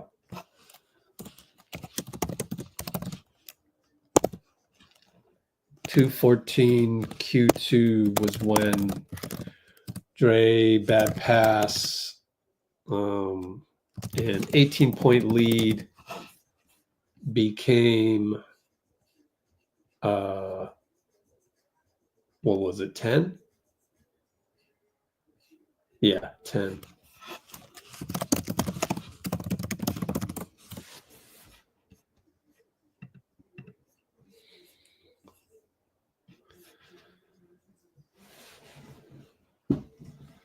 Does Steph complain? I don't know. Yeah, I don't know. We'll see. We'll see what happens. Even Jerry Stackhouse, speaking of this, yeah, we need defense, but even Jerry Stackhouse, he was on 95.7. So Stackhouse said that it's the offense that sometimes helps the defense. So, and it's going to be bad foul on Draymond on the curl by Moody. Oh, man, no complaining from Draymond. So, wow, ATO is a turnover. Yep, he just checked Malik Monk. Man, 4 fouls. Malik gets down the lane, leaps, and Lyles puts it in. That's too easy. Malik just waltzed in there. Steph, got fouled, no call, but he made it though. What the heck? And we're only up 6. Out to DeMar. Nope, back down to...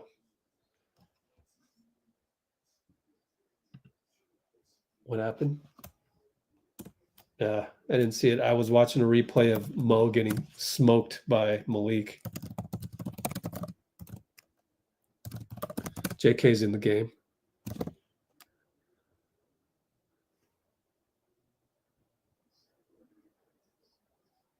I'm rewatching that. There's a dead ball right now. Okay, Lyles dribbled on the baseline. Turnover.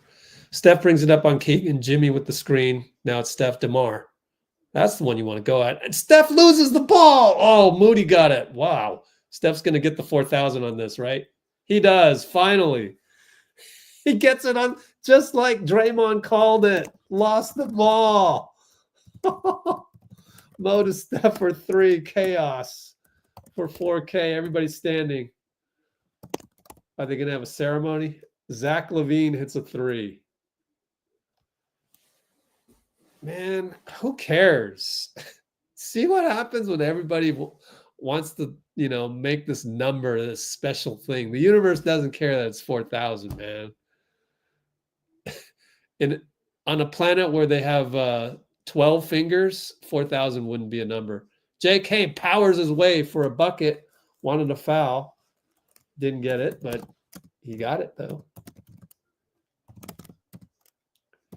DeMar, challenged by JK. JK's got a lot of energy. He is arguing everything.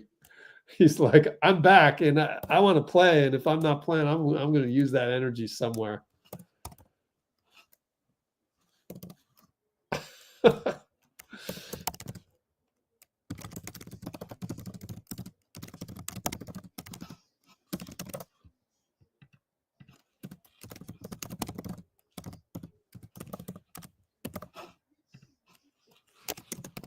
Man.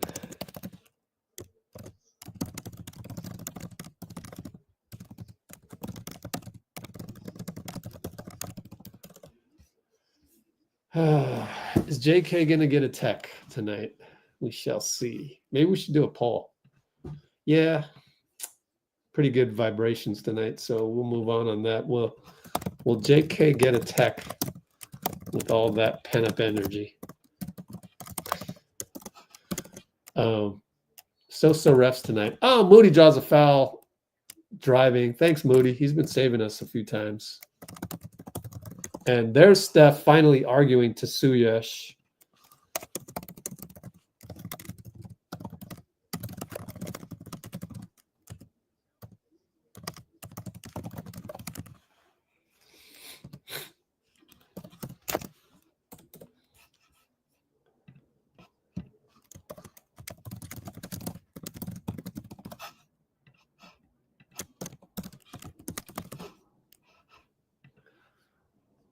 Might not even play enough. Well, there's nothing else to do a poll on right now. So let's do that for fun. Moody hits. Oh, now Steph talks to Josh Tiven. You love it. You love it. Keep talking to the refs, man. And DeMar, elbow Steph. Classic DeMar bucket and one. Steph's like, what'd I do? And Tiven's like, oh, you kicked him. Okay, I'm not sure. I'd have to watch a replay. Steph's trying to look the replay. He's like, what the hell did I do? What do you do, Josh? Says Steve. Let me rewatch. Yeah, DeMar kicked out. I don't know that you can challenge that either. Man. So Josh Tiven gave him an and one. Steph right side doubled. Finds Moody. Corner three. Good. That's what happens when you can drive to the baseline, like we were talking about earlier. And Malik takes Mo foul down low.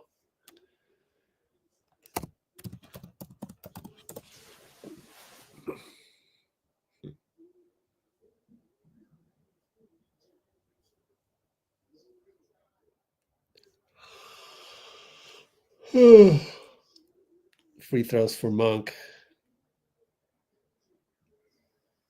Yeah. Monk is a tough cover, but we just don't have anybody elite on point of attack. Jimmy comes out. He missed the first free throw, I guess.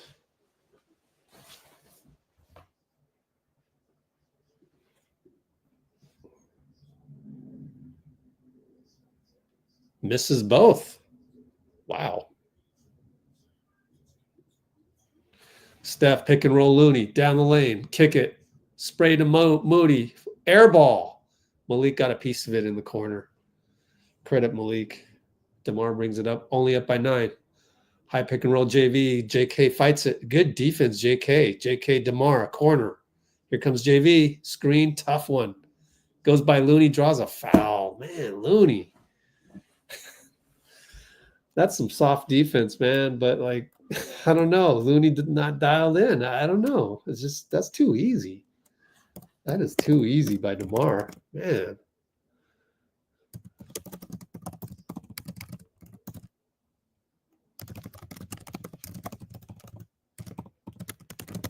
So he'll go to the line. Hits it.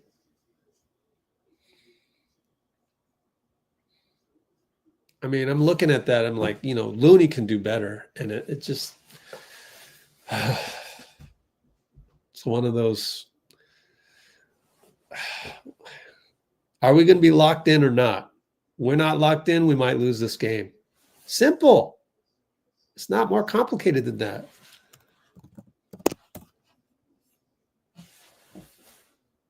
There's no X's and O's. You just got to be locked in. Especially on defense. High pick and roll, Steph JK.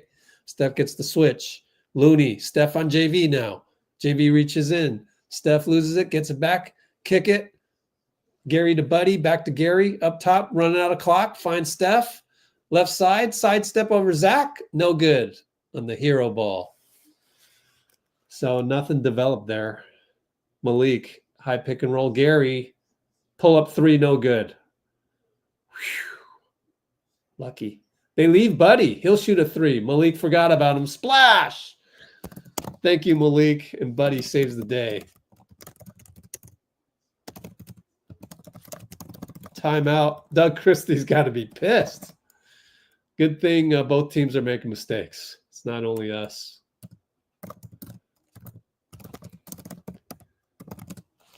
What is it? 82-72?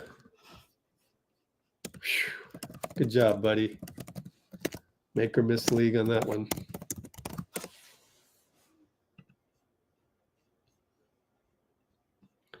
Buddy buckets. How's the game going? Going well. I mean, ups and downs. We're losing focus against a team we should be dominating, but we're not. Buddy hot. How many free throws is that? Let's see. We've shot 18 and they've shot 13. Yeah, it's not too bad.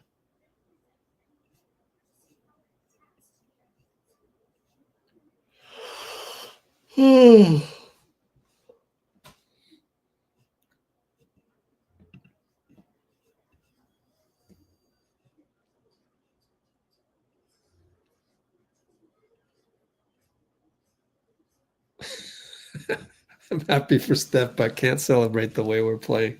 I know, right? I'm glad he got it out of the way, though. 4K officially.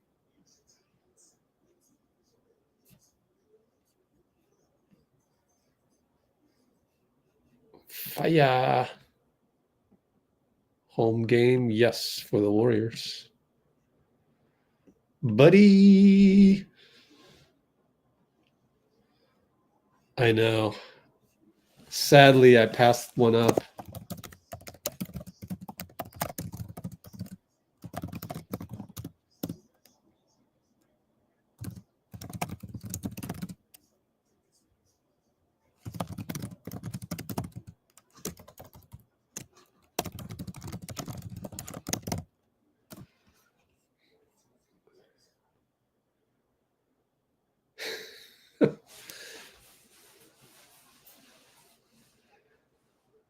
Is there video trivia right now? Cool.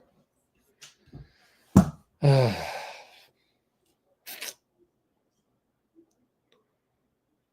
don't know. I'm tired. I got to drive to LA tomorrow, which means Saturday I'll go live from Los Angeles. I'm just there for a friend.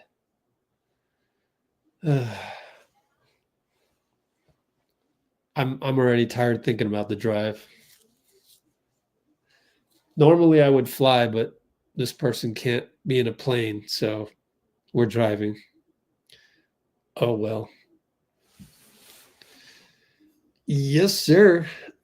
Mod dead jolt. We're always late with locking in. I would say always, but sometimes the vets. I mean, let's call a spade a spade. Steph, Draymond, and Looney can get a little complacent sometimes without the urgency. So, friends on a no-fly list. Might as well be. No, it's health related. Anyways, Zach LaVine brings it up. JK guarding DeMar now up top. Here comes the screen, inverted screen. Keon, Steph blitzes back to Keon. Easy push shot. Well, the blitz didn't work. Got beaten on that one.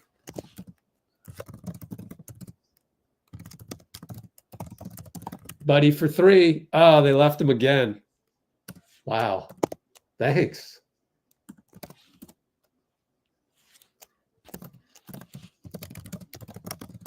Now we'll get full court pressure. No, drop off a little bit. Buddy saving the day, man. Laravia Buddy up top. Spins around. Steph helps. Reaches in at the last moment. Foul. Golly. We are not locked in, man.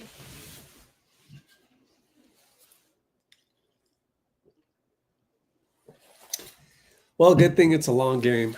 Still got 4:46 in this one.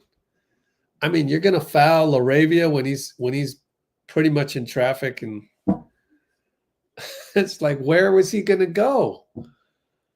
Yikes. Anyways.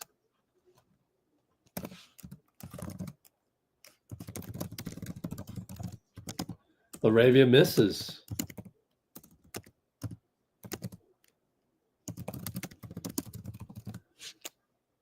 85-75. 8-second call on Steph. He's just lollygagging. That's the second time tonight, man. First time got it over at 16. Wake up. Man, what is up with this dude? He's lollygagging out there. Man, I would yell at him. If I was Steve, I would yell at him. Wake up. You got your 4K. Come on now. DeMar and JK crowds him. Inverted screen by Keon, but JK gets around it. Good job by Steph. Over to Zach. Zach probes the baseline. Kick it 2 times. Keon. Step back over JK. No good. Looney rebound. Thank you. When there's smaller guys there, he could be effective. Buddy gets the outlet. Drives. Oh, what a drive. And he finishes lefty. Wow. That's an unsung play right there. 87-75. Keon on the catch.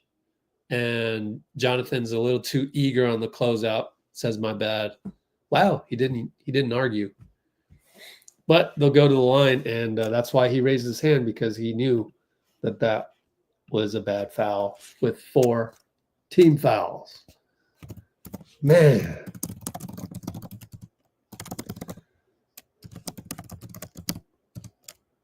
Keon Ellis, free throw good. Up by 11.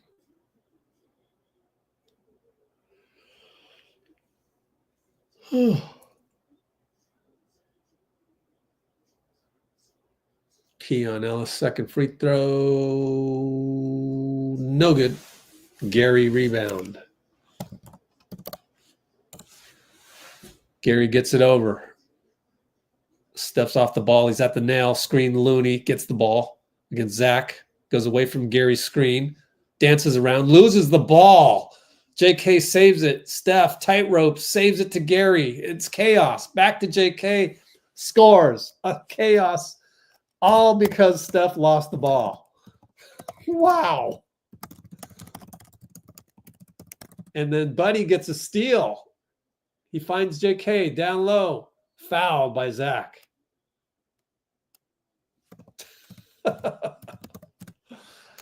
Oh, you can't even draw this up. You can't even script it. You can't dream of this. I'm going to replay the defense because it looked like we had full court press, in which case, got to credit Jerry Stackhouse. That's a good way to wake up the team, you know. That was surefire going to be. I mean, it's a good thing Malik Monk wasn't on the floor, you know. He would have got the steal. Yeah, that was just Buddy messing up Zach LaVine. Good job, Buddy. Wow. Buddy playing incredible. Zach LaVine, not a good game.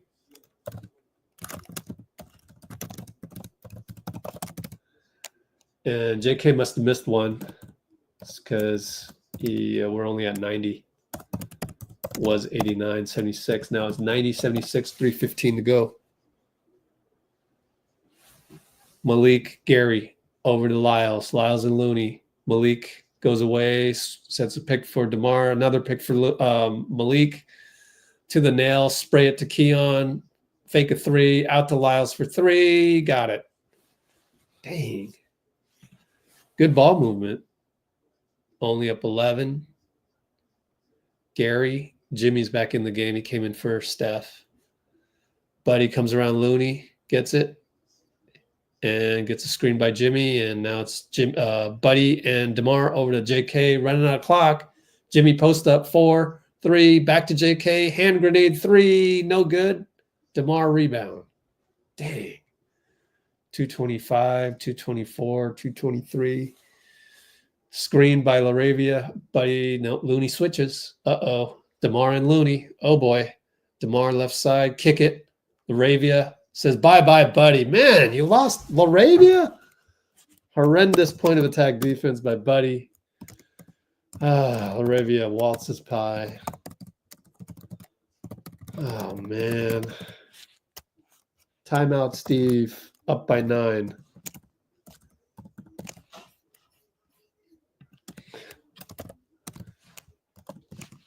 $90 to 81. Q3 210.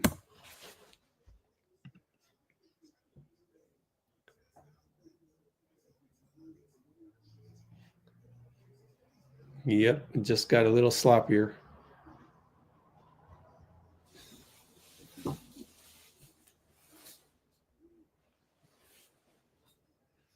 Yep, but sometimes he does lose focus. It's just part of him. What can you do, man? Geritol. Basically, something. Give him a shot of adrenaline. Oh, man. Burn the tape for the vets tonight. That being said, I kind of miss Gee. You know what I'm saying? Geritol for the vets, for sure.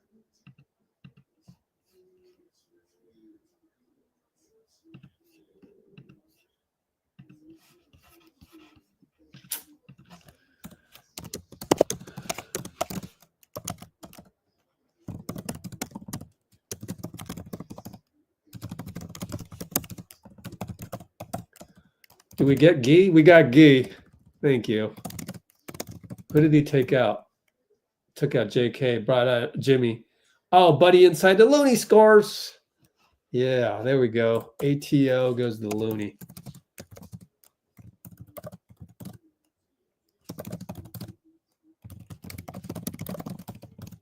Laravia at the nail. Back to Malik.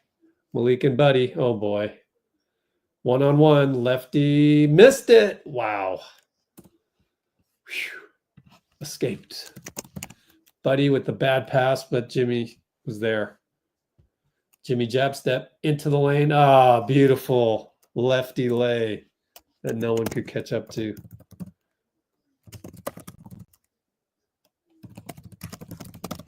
$94.81. Patented DeMar over Guy Santos. Nothing he can do. DeMar 2-ball patented right there. Jimmy brings it up 11 again. 1 minute to go, third quarter. He's at the nail, spins, hangs, kicks it. Gary for 3. Nope. DeMar long rebound. Uh-oh, they're on the run. Keon Ellis pulls up. No good. Good thing that's not his forte. Rebound Looney out to Jimmy, out to Buddy. Fakes a 3. Finds Gary underneath the hoop. Blows a layup. Oh, my. Come on. Gary. Looney disrupts Lyles. Good job, Looney. 25 seconds. Out to Jimmy. He'll hold it. 3-second differential. Shot clock's at 13. 12. 11. Goes between the legs with no dribble. 8. 7. Screen Looney. Doesn't do anything. Jab step to the nail. Kick it, Buddy. Catch and shoot short. Blocked. Gee saves the day again. 0.8. Gee's incredible. Lyles from half court. Missed it. Gee offensive rebound baseline J. We can't not play Gee. That's it. If we suck, bring in Gee. I'm tired of it. It's simple. You don't need no spreadsheet for that. Golly. No, I mean, it's just frustrating to watch how unfocused we are sometimes. And then Gee comes in and he does what he does. Man, just reward the guy, man. I'm tired of it, man. Of all the things to happen today, he deserves the most minutes, quite frankly. And so, just next time, dear Steve Kerr coaching staff, if we lack focus, bring in Gee. Just, it'll solve everything. And yet, I don't know, man. That's the conclusion I've come to. Memo to Steve. Just bring in Gee, man. Bring in Gee. Enter Gee.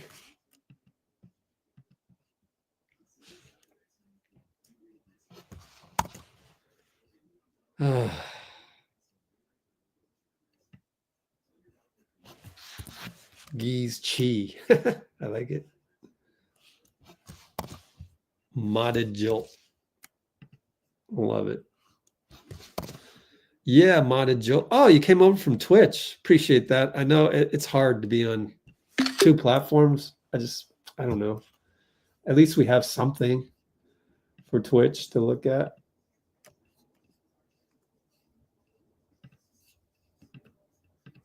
But yeah, thankful for Guy. He just saves us multiple times. Lots of different games. And it's not like, you just got to put him in at the right time, you know.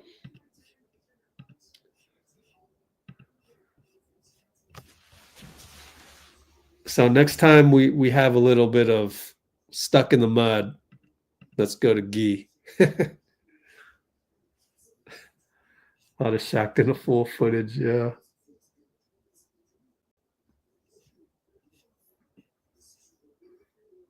Man, I don't know about that entire list. TJD, I don't know where you would fit him in.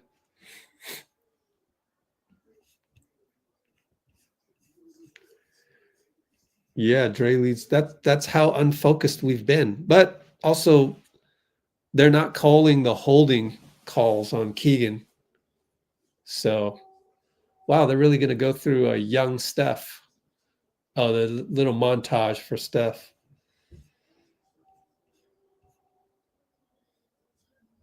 Lyle's got a tech. No idea.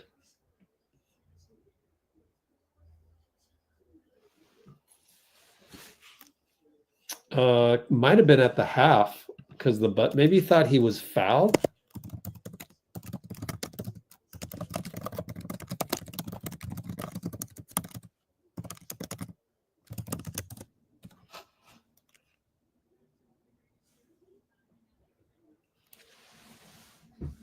Yeah, technical. Buddy misses the technical.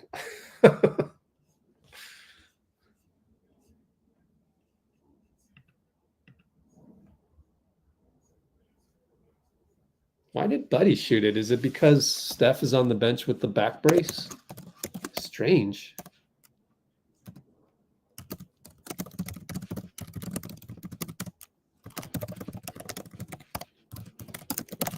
Another turnover. Oh, dunk by LaRavia. I look up and it's a run-out turnover. Come on. It's not high school.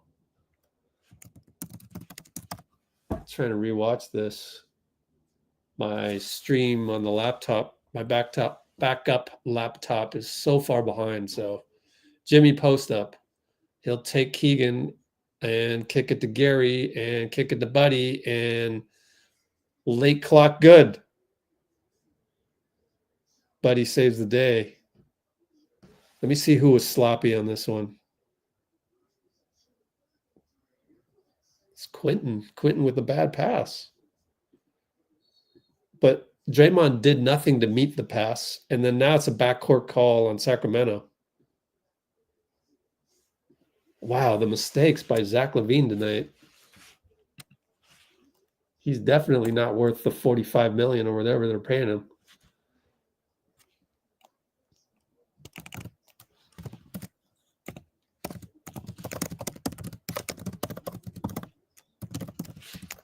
$98.85 inside Moody finds Draymond. Draymond scores. There you go. Tic-tac-toe there.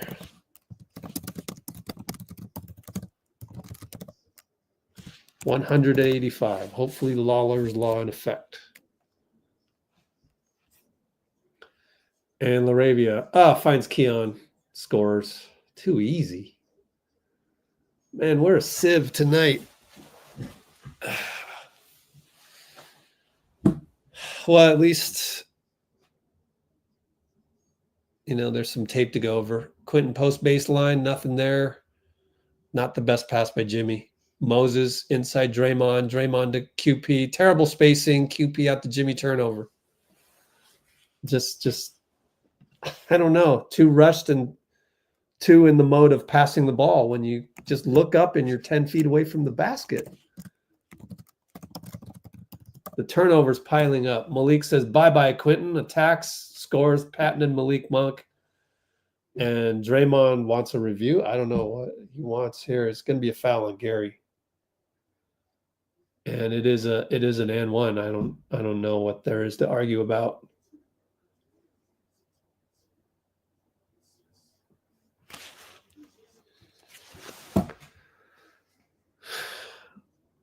Makes the free throw, we'd be up by 10.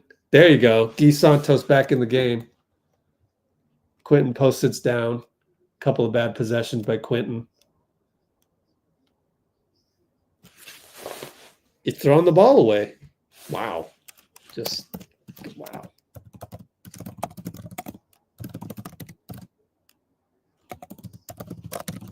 Just bring in Guy when things get bad. 190 on the and one. Was it an and one? I can't remember. Anyways, Guy up top. Back to Jimmy, left side. They're in zone. Guy up top.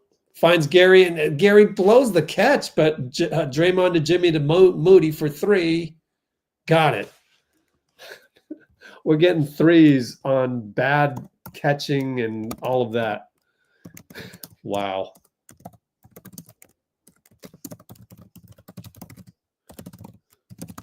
We're getting lucky. Key stays in front. Nope, Keon got by him. Layup good. Point of attack tonight. Not too good, but I don't know that it'll ever be good. Guy left open. Nothing there. To the nail. Jimmy against the zone. Over to Draymond. Corner catch and shoot. No good. Gary rebound. Put back. I don't know how you can stick with zone again if you're Christie. Definitely can't do it when Steph's in. Zach attacks. Good job by Draymond to help. Kick out, knocked away by Jimmy. Podz tells Guy something, but I don't know what it was.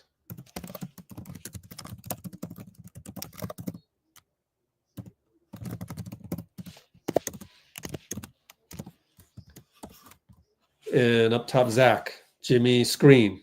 Zach attack. Out to Keegan for three. Why leave him open? Well, Draymond caused a miss. Close out. Rebound Moody. Jimmy brings it up. 8:30, 8:29, 8:28. Moody and Zach. They'll go man now. Moody up top. Jimmy left side. ISO. Malik shows. Out to Moody. 3-ball catch and shoot. Got it. That's the way you beat the 1.5 team on Jimmy. Jimmy Gravity.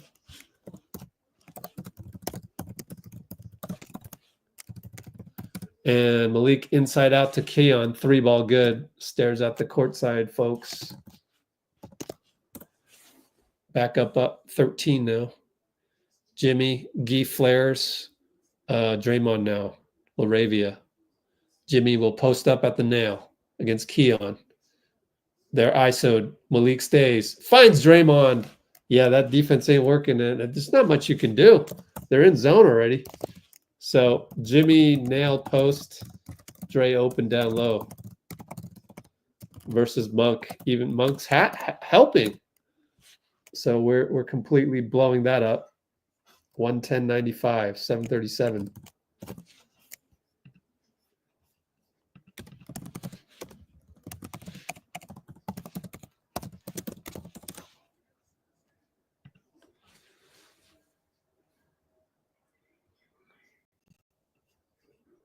Youngsters bailing out the oldies.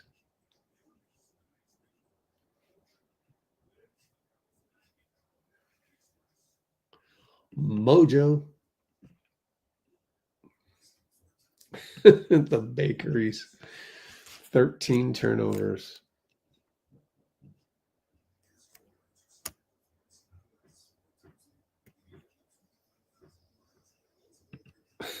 "30 carries by Levine."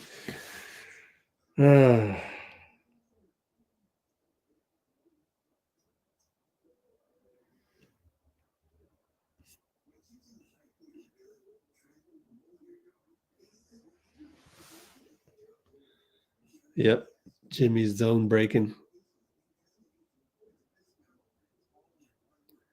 It's like It's like the zone woke us up. Sacramento's made a lot of errors tonight, even more than us.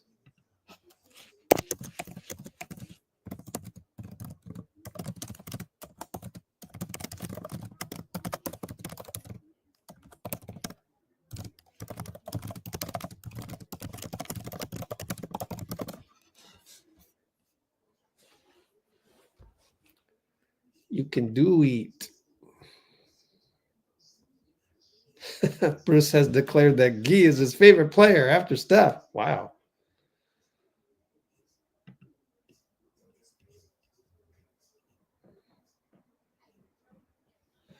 Well, I mean, the thing is that I know Steph and Draymond haven't played that well tonight, but you know what? It's okay. I mean, I get it. You look at the standings, you know, Sacramento's mired in the 10th or 11th or 9th. I'm sorry, 9th. They don't feel like a threat. You come out, you get a 20-point lead. It's the classic. How many times have we seen this? You know, so I'm just kind of laughing, you know, just kind of laughing at just how Steph and Draymond are. I mean, that's just who they are. We've seen this so many times, so.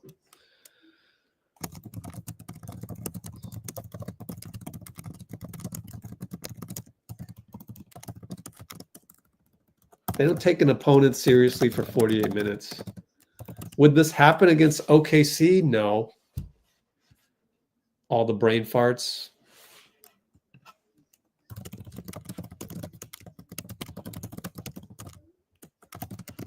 Against Boston? No. But if we did get behind because it'd be because of the talent of the other team. But yeah, our concentration isn't 100% tonight. Anyways, Keon Ellis, 6 on the shot clock, 1-on-1 Draymond, sidestep 3. Draymond, good closeout. He certainly was awake for that one.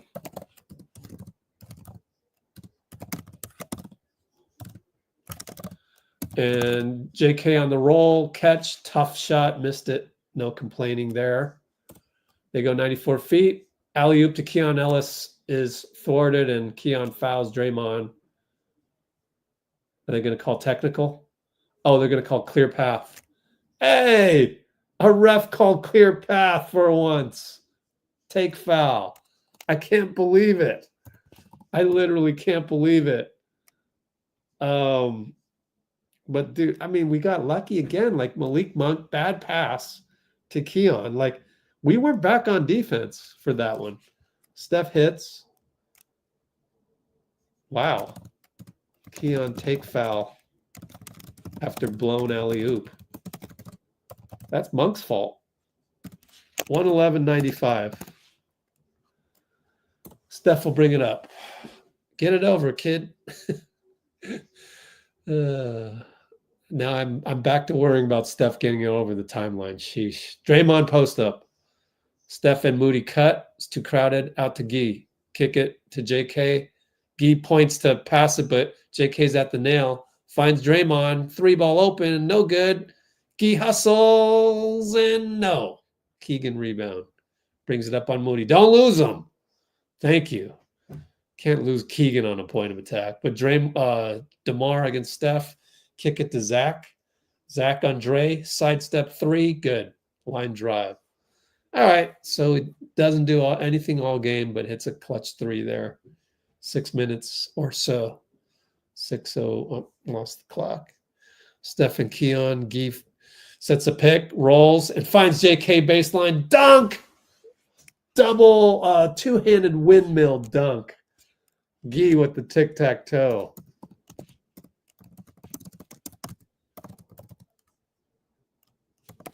They work it around a few times. And Keon throws it away. Are we in zone? Let me rewatch that. Nah, we're just chasing.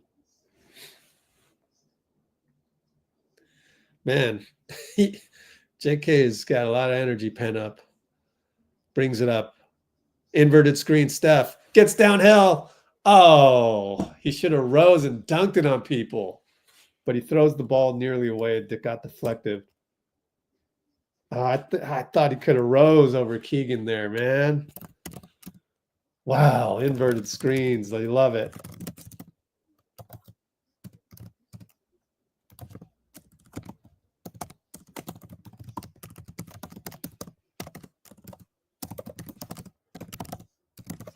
Moody back to JK. Dunk on the baseline inbound. Perfectly ran.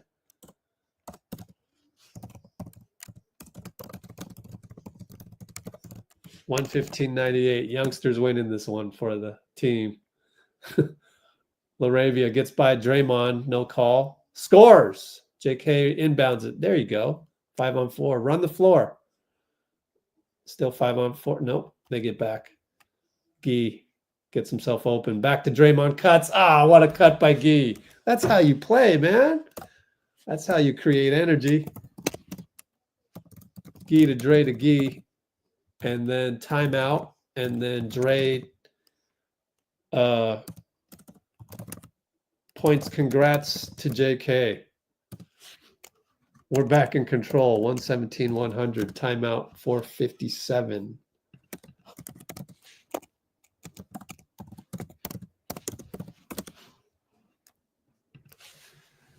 Yes, youngsters. Guy Santos and JK. What a game. Let's look at JK's numbers. 15 points in 18 minutes. Love it. What are Guy's numbers? Let's take a look at that.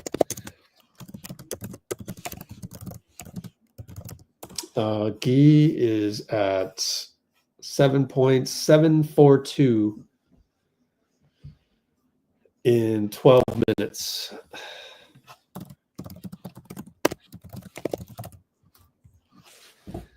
JK and Guy leading the way, man. Playing the right way. Not turning the ball over. I think that's the main thing. It's really the turnovers. Let's look at the vet turnovers versus the kid turnovers. Quinten Post is messing that one up, but 3 turnovers by the youngsters. 10 turnovers by the vets. There's your story of the game.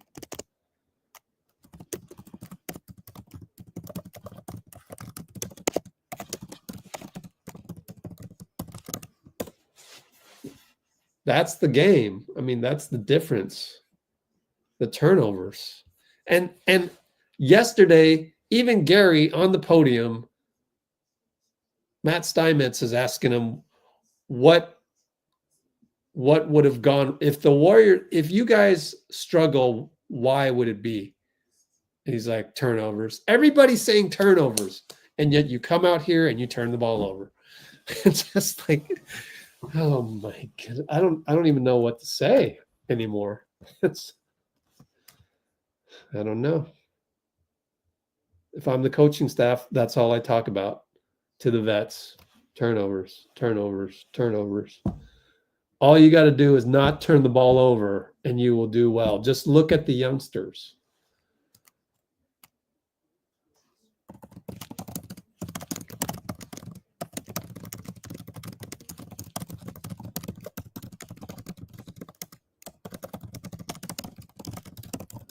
It's really as simple as that. Yeah, hopefully no more record chasing. Gee Maniac. A Gee jersey. Wow.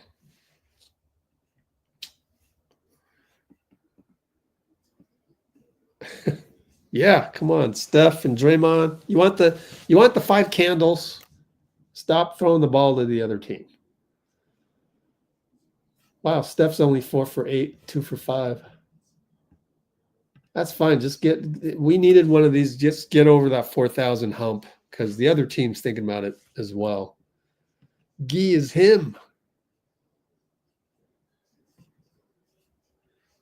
We got a foul on JK. Steph doesn't agree with it. No, foul on Steph, sorry. Reach in foul. Not your night, Steph. Don't worry about it. It's all good. That's how good our team is now. We can withstand this. You know, we don't need to depend on you every single minute. J.K. Steele on the entry pass down low. He'll bring it up. He'll sidestep DeMar. Oh, missed the and one attempt. Close, man. That was close. Man, you love him going downhill. It's like, wow, what's he going to do next?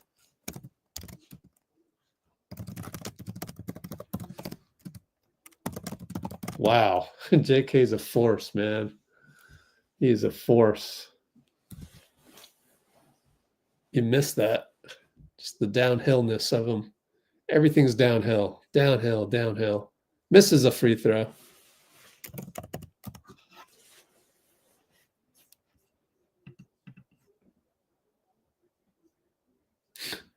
JK's mouth? Oh, gosh.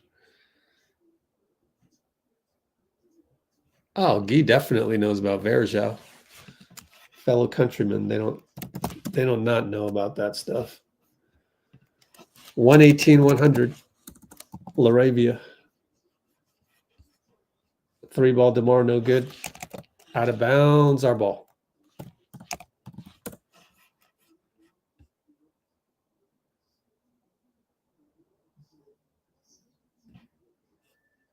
McGee. All right. Moody, right side. JK is going to post up Zach. Nope. I mean, up top he was. Alley-oop to JK from Draymond. Gotcha. Was it Steph? I think Steph set the pick. Yep, he did. Beautiful. Steph pick. JK at nail. Alley-oop from Dray. 3-ball DeMar, no good. They're getting desperate. Draymond, good box out.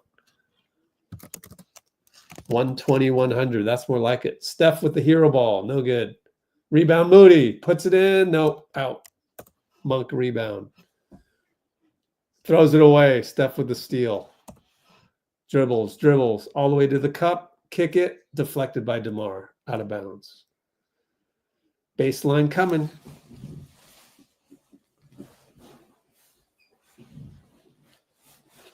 Yeah, there's a lot you can do with JK. There's a lot as they show the replay.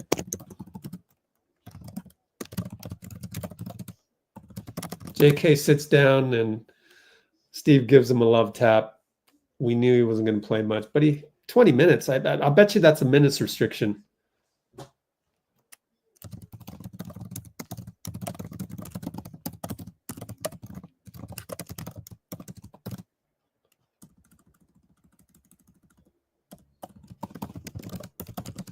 I'm going to say that's a minutes restriction because it looks, suspect here, 1955, right? But we're bringing everybody out because it's mop-up time. So maybe that's it. Maybe it's a combination. I don't know. No, we didn't bring everybody out. Guy's still in there. If it was, wait, yeah, they're bringing their mop-up crew. I'm going to protect Guy. Protect Guy, man. Bring in Knox. Is he in the game? No. Trace is in there. We got Looney Trace. Who's the 4 and who's the 5? Let's do a poll.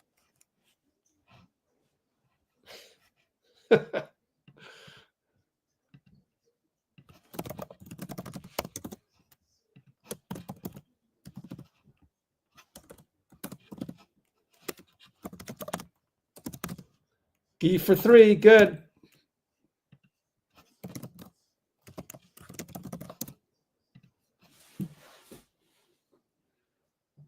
Two ball by number 20. I don't know these guys. So I think Knox is with the team, right? I mean, Santa Cruz guy, no.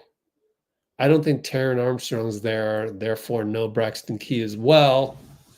Therefore, maybe don't play Knox because it's super garbage time and it's a bunch of youngsters. Would you play Knox? Yeah, I guess Trace is the power forward, huh? He got an offensive rebound, kick it to Buddy. There's nobody, Buddy has to play because Brandon's hurt. Looney misses, gets his own rebound put back. 2:07 to go of garbage time. Anthony Vereen saying something funny to Jimmy.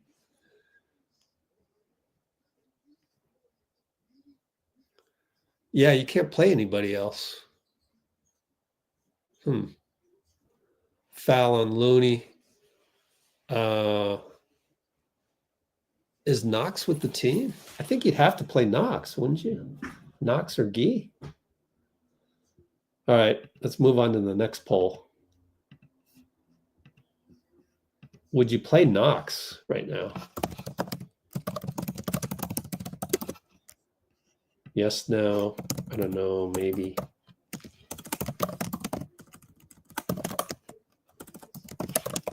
I can't type.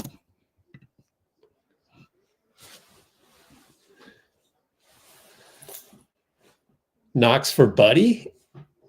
Who would you take out? I would protect Gee. I'd take out Gee. I would. Seriously. Knox for Gee.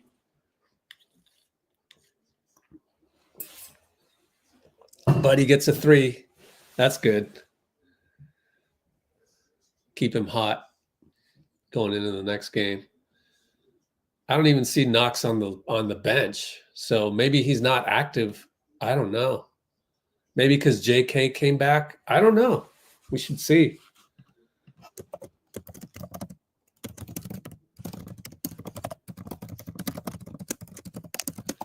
We should look up Santa Cruz Warriors, in fact. See if he's with them.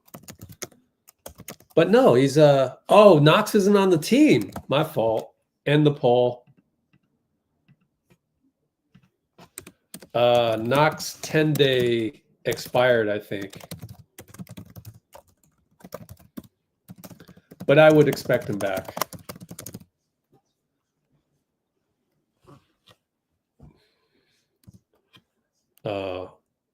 Eligible for playoffs.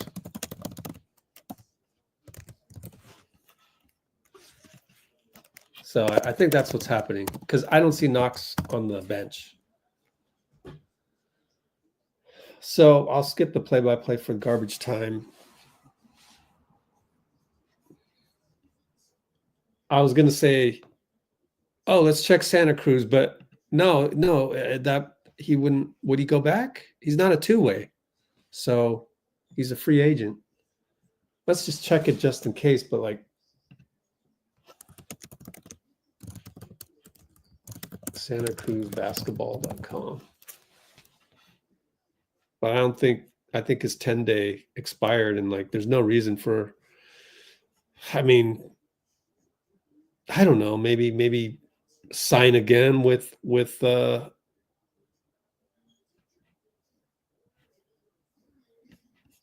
Santa Cruz. I don't know. Here we go. There's no way he's on this box score. No way. Where are box scores? I don't know. Let's assume not. Anyway.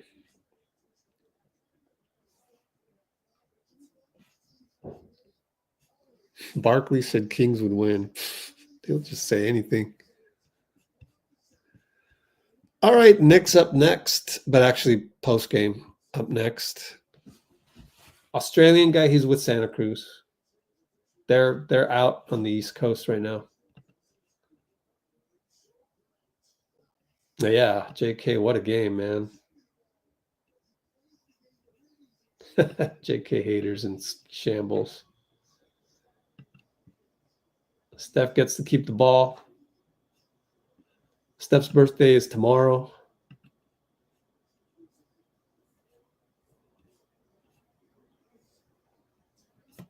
All right. Time to switch over to the post game.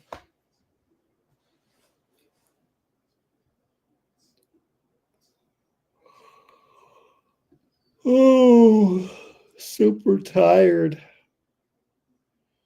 Man, I wish the Starbucks still stayed open till 10:30. It doesn't. Here's Steph.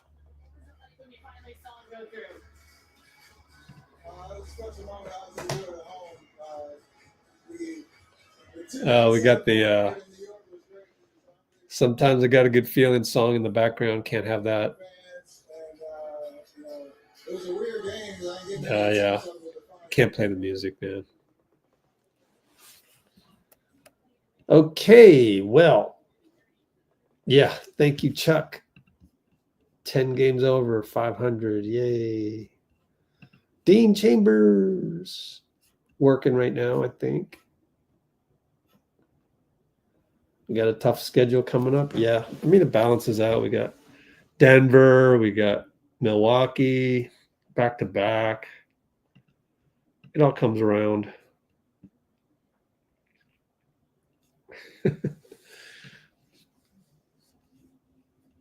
Amy, Cholo. Ooh.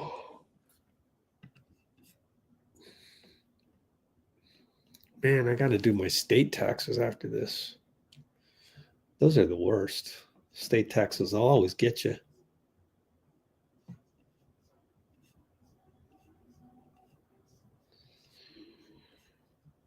Oh, okay.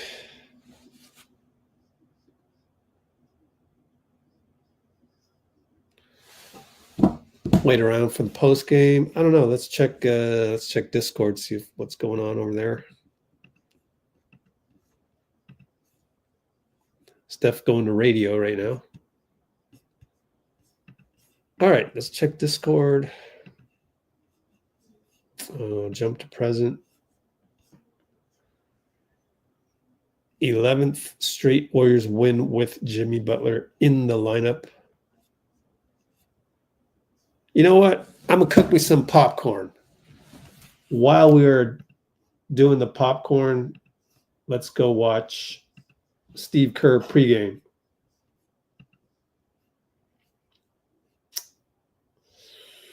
Okay. What's this? Oh, was that just now? Heck is that? 20 minutes ago. What is this? Curry one-on-one. Oh, okay. Pregame, 10 minutes. Here we go. Boom. You have a specific minute limit for Jonathan tonight? No. But I think it's safe to say he's not going to play, a huge number of minutes. This is part of the process, the last step of the process of a rehab like he's had. So we'll throw him out there for short bursts, and he'll go from there. I'm sure like the next month is about figuring out like which lineups make sense with him, but how curious are you to see lineups where, Draymond's at the center and, him and Jimmy out there, kind of those small ball? Yeah, I mean, we definitely want to get to that lineup at some point. My gut is BP should be with that lineup. But maybe I'm thinking about it wrong. I'm thinking about BP's playmaking, but with Jimmy and Draymond, maybe we have enough playmaking. Maybe we could put a shooter out there, Moses or Buddy. So that's definitely a lineup that we're thinking of. Hi, Steve. Hi, Ann. I know you probably addressed this the other night, but with Steph on the brink of this milestone, when you first started coaching him, could you ever have imagined these kinds of records that are here in front of him? And what do you think it means in the big picture? Yeah, I mean, I never could have imagined. I mean, he was obviously a great three-point shooter, and but something like that requires incredible longevity. And here we are a decade later, and he's just he's making 300 or 400 every year, and it's just crazy. But what I think of is that first year, and then maybe even more so the second year that I was here, so 15, 16, he just changed the entire game. He changed the way everybody thought about the three-point shot. And I think second year, he started taking 3 or 4 more on top of the 6 or 7 that he was already taking. I think he got up to 10 or 11 per game that second year. Ron knows the numbers because he's he knows writing all a the story numbers. about that. From 8 to 11, yeah. But to me, it was more a psychological shift with Steph, which then translated to the rest of the league. It was like, oh, wait a second. Okay, we can actually play this way instead of like getting set up and making sure every shot was a good shot, which was the way I was raised as a basketball player and how I thought of the game as a coach when I got here. By that second year, it's like, oh, yeah, no, Steph, shoot every time you get the ball. Well, I was going to ask you, did it change your thinking? Yeah. Because Yeah. obviously your first year, there were a couple of famous, no. Yeah. Somebody said we recently had the 1-year anniversary of me doing all, going crazy.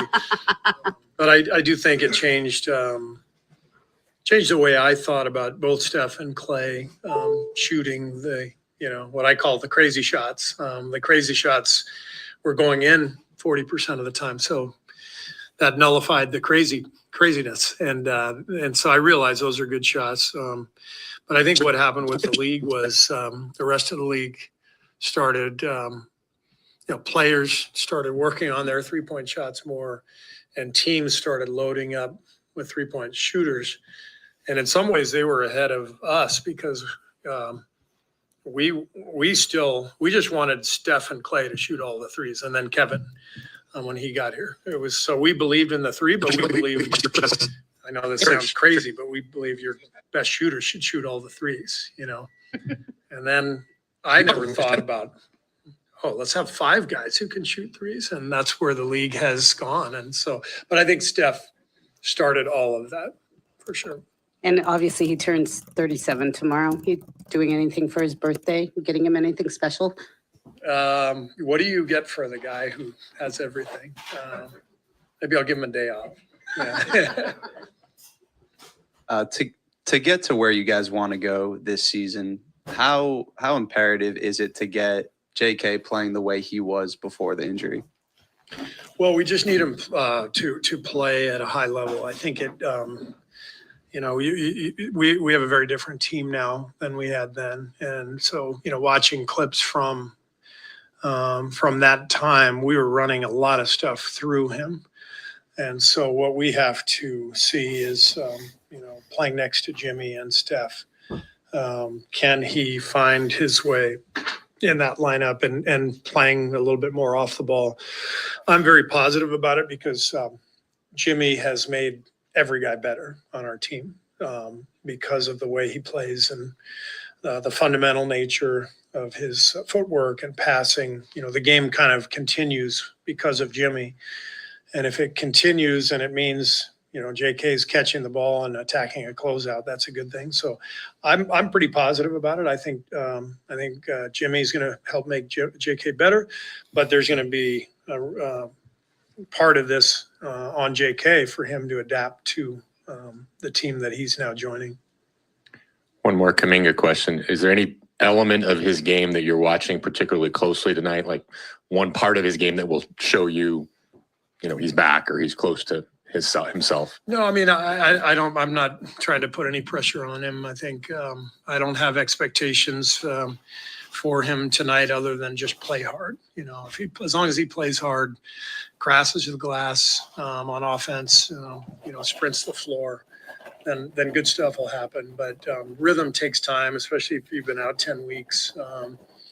He'll find his rhythm, but I'm not expecting him to, tear it up tonight and be right back to where he was. That'll come. And he tore it up. Coach Kerr, this is a follow-up question behind Ann's to Steph's efficiency. I think he only shot under 40% in his career behind the arc. What do you have to say about that? And you did say, the longevity, in that type of work. I mean, it's a God-given skill, you could say that, but it seems like there's been a lot of work just to work on the efficiency part. Well, he puts the work in every day, but I think what stands out to me is his unwavering confidence. He can have a 1 for 10 game. And then the next game, he just, he's even more likely to have a big night from 3.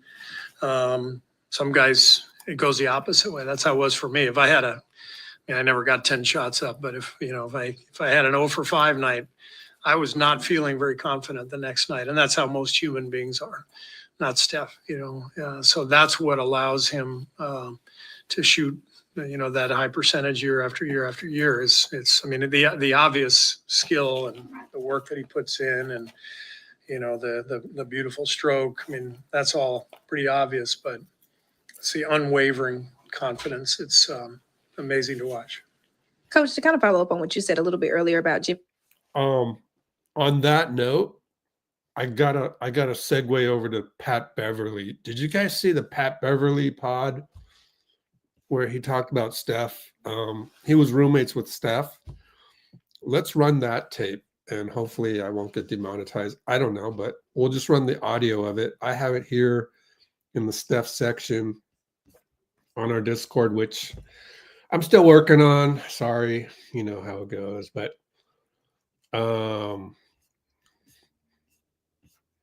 I hope I have it. Oh, right here. This is incredible, guys. Here you go. Everything. Oh, okay. So that's how me and Steph met. The frustration, he used to come back to the hotel room, dorm room, wherever they have us staying. You're never on the same team with your, the guy you're in, your dorm with or a roommate with. So hey, how you play? How you shoot it? That's so good. Right. And his handle wasn't where it was now, so people was picking his ass up full court. So he really couldn't get his tray ball off. All right, school, bro. We wait till tomorrow. Wait till tomorrow we play. Mind you, I've never seen him play, so I go check him out. Oh, okay, cool. Our game finished early. Let me see what my roommate doing over there. I'm a fan. She's my roommate. Wait a minute. Oh, that was too short. Oh, I know why. Because you have to flip to the next one. So let me just copy this link. There's like, it's a long one, so they, that's what they do.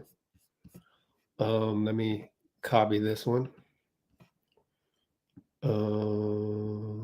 Allow. We'll switch over and finish that. I don't see anybody on the podium yet. Once I do, we'll cut over. But this is a great segment from Pat Bev, man. Incredible thing that I found. I can't wait to have you guys have access to the Discord because it's a lot of good stuff. Shoot. Hold on. I lost it. That one. Close. Nope.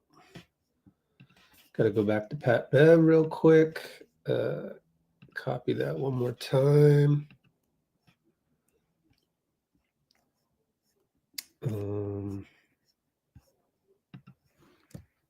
Copy that and then go back to the browser.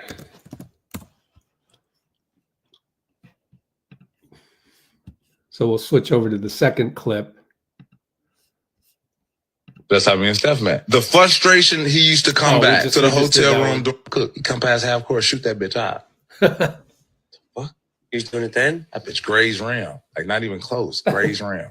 Next position, come back, shoot fadeaway leaner. Just clank out the back wild. We come back to the room. Oh, hey dog, you gotta stop shooting that shit that far, dog. That's my shot. No, you told me you gotta stop. Far, dog. Like you shoot that bitch half court. Like that's my shot. It's just not going in right now. All right. I don't know. Fast forward, 27 years. It's a shot. Yeah, it really is his shot. Mr. 52. And he still can't fucking. He meant 50. He can't stop shooting. That motherfucker shoot. Yeah. Yeah. So yeah, he was right. That's his motherfucking shot. It is his shot. So yeah, young kids, whatever your shot is, shoot that motherfucker. Don't be discouraged. I hope I don't get demonetized for Pat Beverly. But yeah, that was an incredible segment. I still don't have a post game here, strangely. But yeah, let's go back to Steve Kerr. JK can find ways to score. He's able to kind of just be a scorer and impact a game. But now, like you said, this is a different team for him. Where do you think his game could grow specifically with Jimmy Butler on the team? He's a guy that helps to develop young guys. And of course, this is a young guy you guys want to continue to develop. Where do you think his game could grow if he does have to adjust to maybe somewhat of a different role? Well, I've talked to JK the last few weeks a lot about watching Jimmy play because the footwork is impeccable. The decision-making, the simplicity of his game is something that JK can take note of. JK is really talented, and sometimes the most talented guys have the most items on the menu to choose from, and it can be difficult to make good decisions. And so as a young player that talented, you kind of have to make mistakes and learn when to attack, when not to. I thought when JK finished, those last 5-6 games before he got hurt, it was the best decision-making I had seen from him, simplifying things. So that's what I want to see, going forward this last part of the season. And Jimmy's a perfect example of him, of that for him. The reason that's so important is if you eliminate a couple turnovers a game and you just make a simple decision, and instead of a turnover and the ball going the other way, Steph Curry's getting an open three on the backside of an action, your chances of winning skyrocket. And this is why we're winning right now. And this is what I've explained to our whole team. We are winning because we've found a good two-way format. We've got to get back to the fewer turnovers. Last 3 games, we've gotten away with some turnovers. We're not going to get away with that for long. So my whole thing is simple decisions lead to a really good two-way format for us, and that's what we're looking for. Steve, Draymond, I think during the road trip mentioned, I think it was somebody made a shot at the buzzer. It's like, we have to take that shot. Other guys maybe, they let the buzzer go and oops, they go put the shot up afterwards. And Steph makes sure that shot has to go up. Is that a team rule or is that just a discussed because Steph does it and it's good to try to, you don't care about that percentage dropping if you miss that? Is it just discussed amongst you guys? We don't really talk about it. Steph just set a tone years ago by taking that shot. And you've seen us practice. I mean, the guys are launching half-court shots all the time in practice because they're fun. But I think now they just kind of take pride in the fact that if you get one at the end of a quarter, let it fly and get it off in time. But that really all comes from Steph. It's time for the coaches show. The homestand continues. Whoops. All right. Still nothing. Press conference will begin soon. Strange. Well, I don't know. Maybe Steve's having a long talk because we just heard him in the pregame talking about we need to not turn the ball over as much anymore. And yet the vets did not execute on that. On that request by Steve. So, excuse me while I have some popcorn. I'm starving.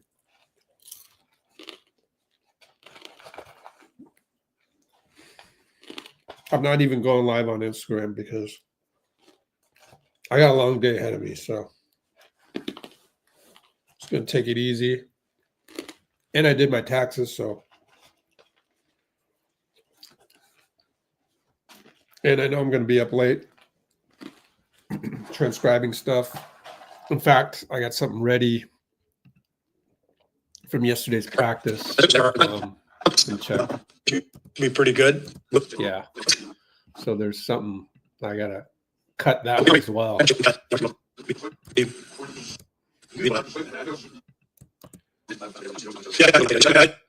So I'm kind of working right now. You know me. I work at all times.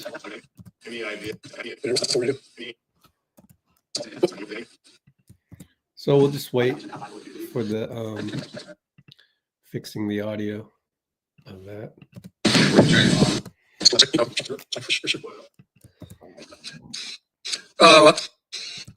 I got Steve Kerr interview from practice. Got edit that a little bit. So that's what's going on in the background. And oh, there's Steve. All right, here we go. Steve Kerr, post game from Chase Center right now.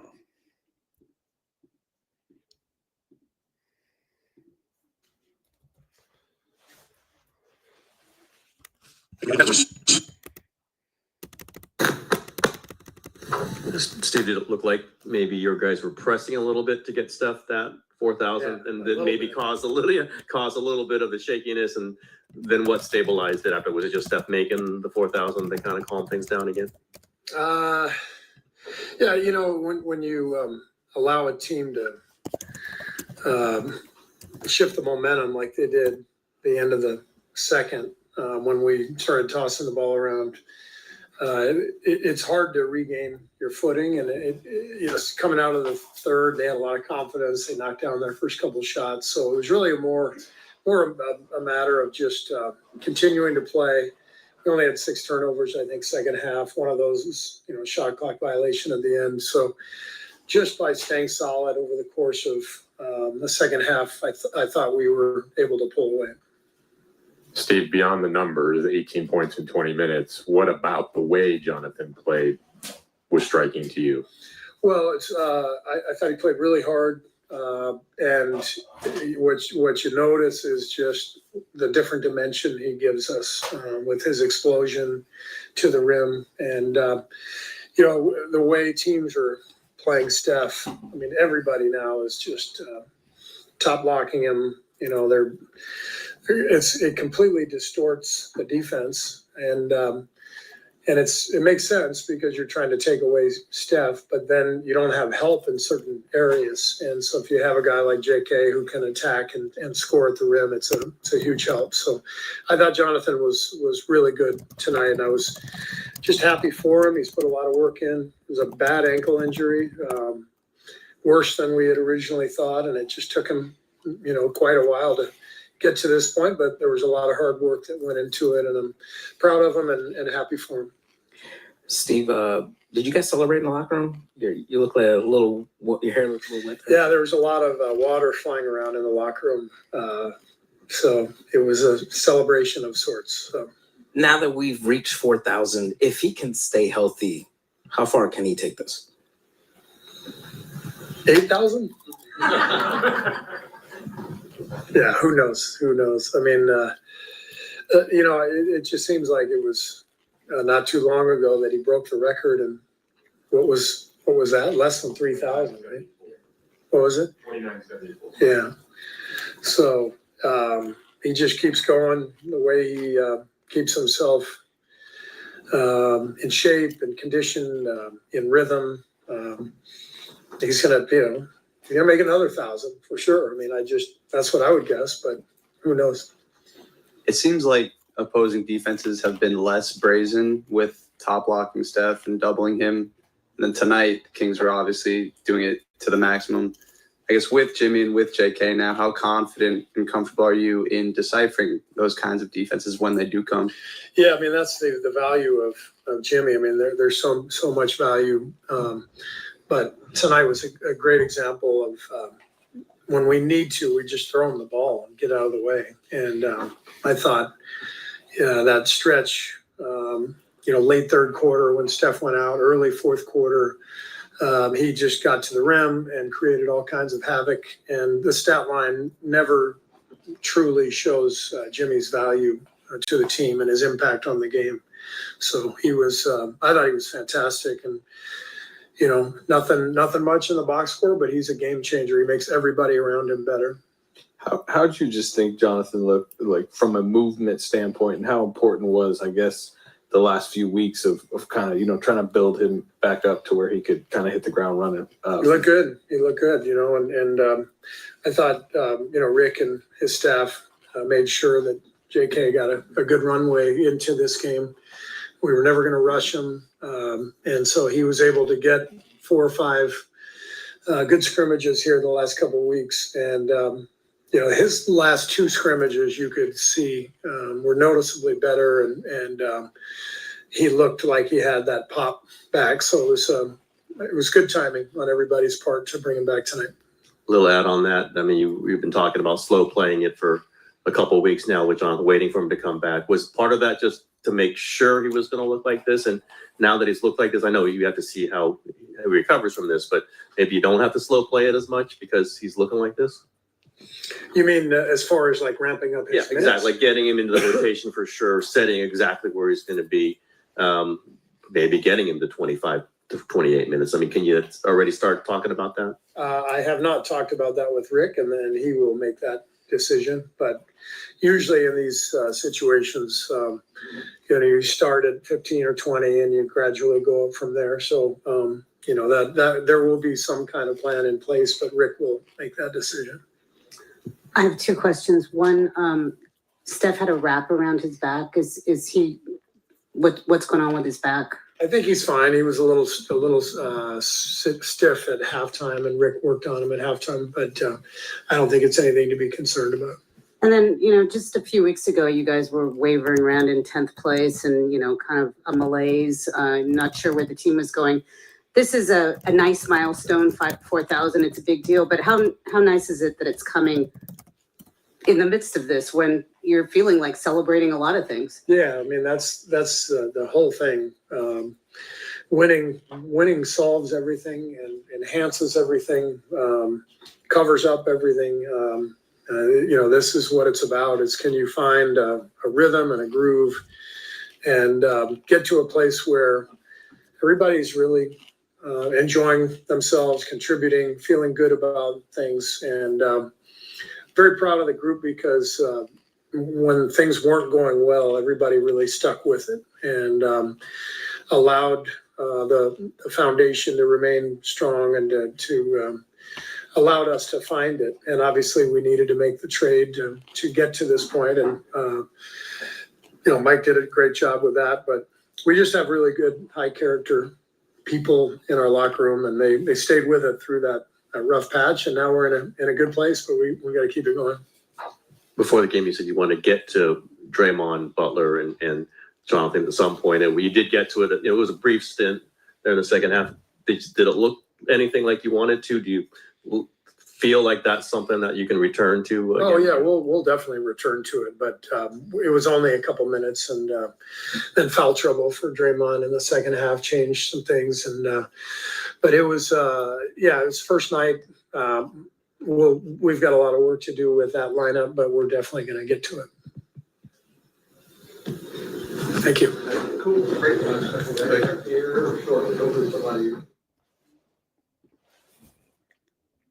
All right, there's Steve. Just under 8 minutes. Let's skip to live. Okay. They'll get Steph on here. Now, will I need to go before Steph gets on here? I don't know. I can work on this though. So we'll keep an eye on Discord. Here are some things going on Discord, which Postgame, Demar, a little bit of Aisha right here.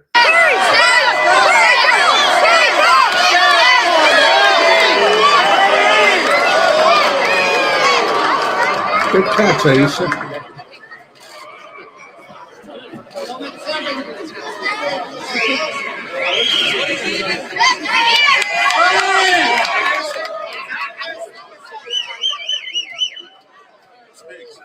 The royal family. Wow, she's been practicing? Didn't know she could dribble. Nah, just kidding. What else?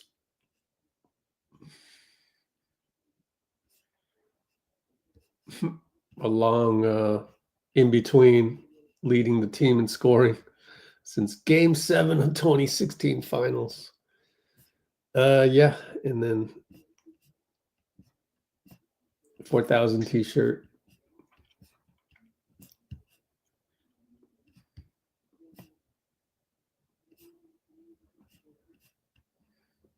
K-pop star Chen Li.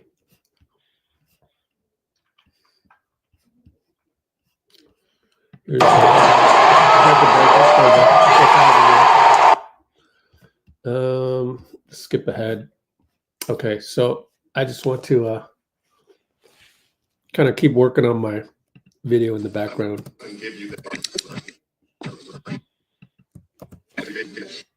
And sooner or later, someone will come to the podium.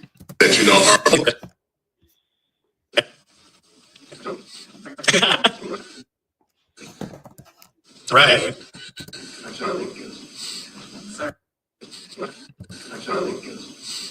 Sorry.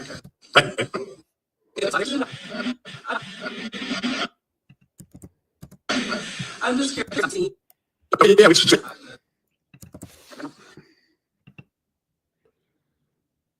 oh, here's Buddy Hield.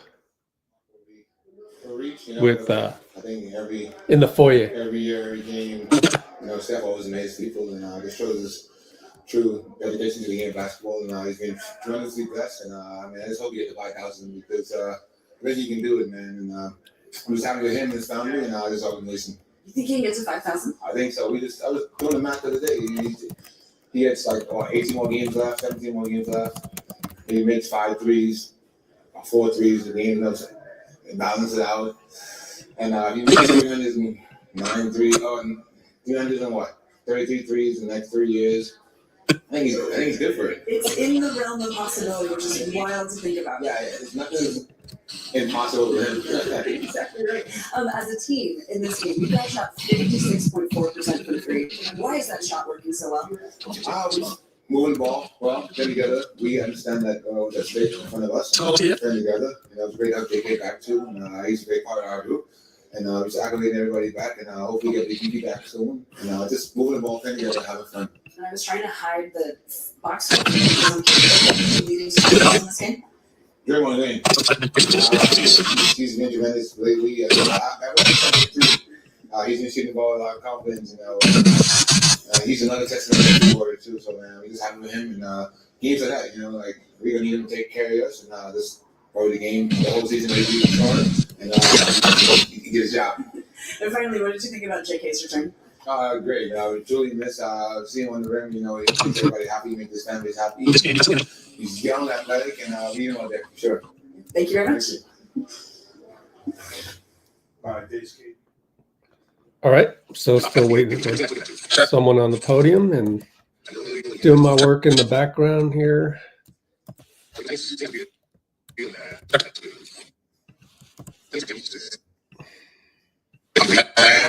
he is to be here. All right. Got to fix the audio sometimes. It's really not too good, so I got to fix it.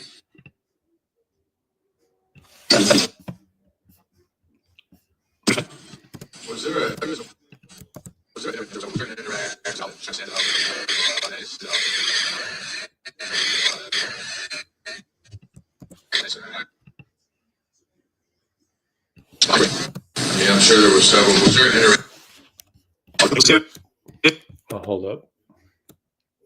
Still nobody at the podium.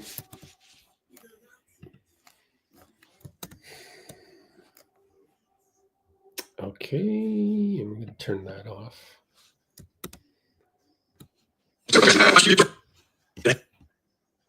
Continuing to multitask.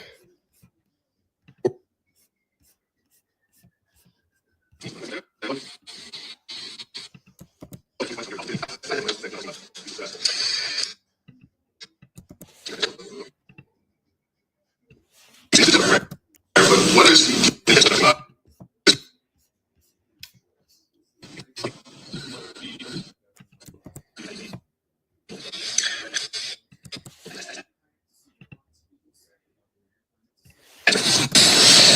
He's had better stats.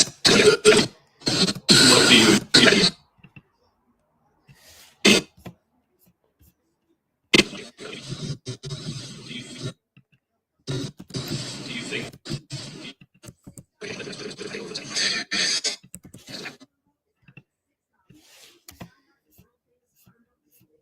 How many you get?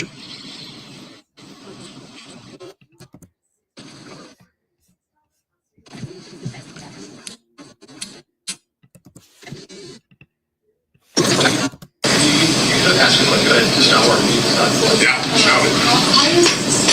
What's the key like? Wow. I can't hear any of that, but try my best to fix this. Anyways, still waiting for someone to go to the podium as I continue my video editing in the background. What do you think is Monty Pool.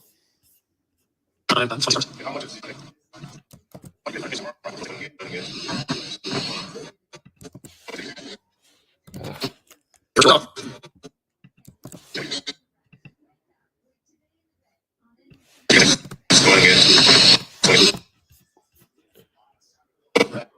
I don't remember Memphis retired. When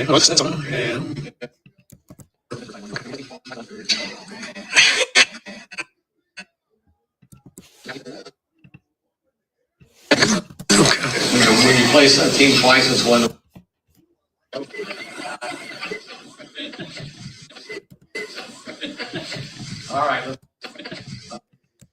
All right, let's go to, we got.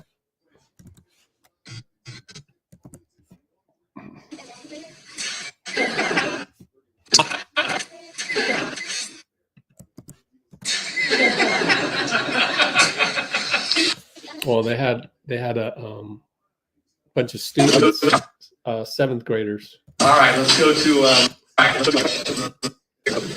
and so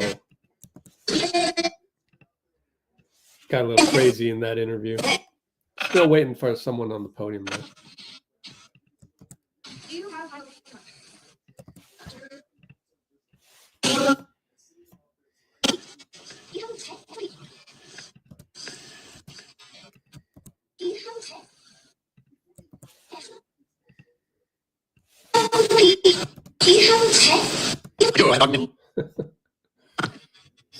Little girl.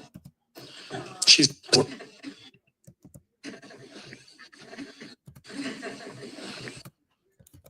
you.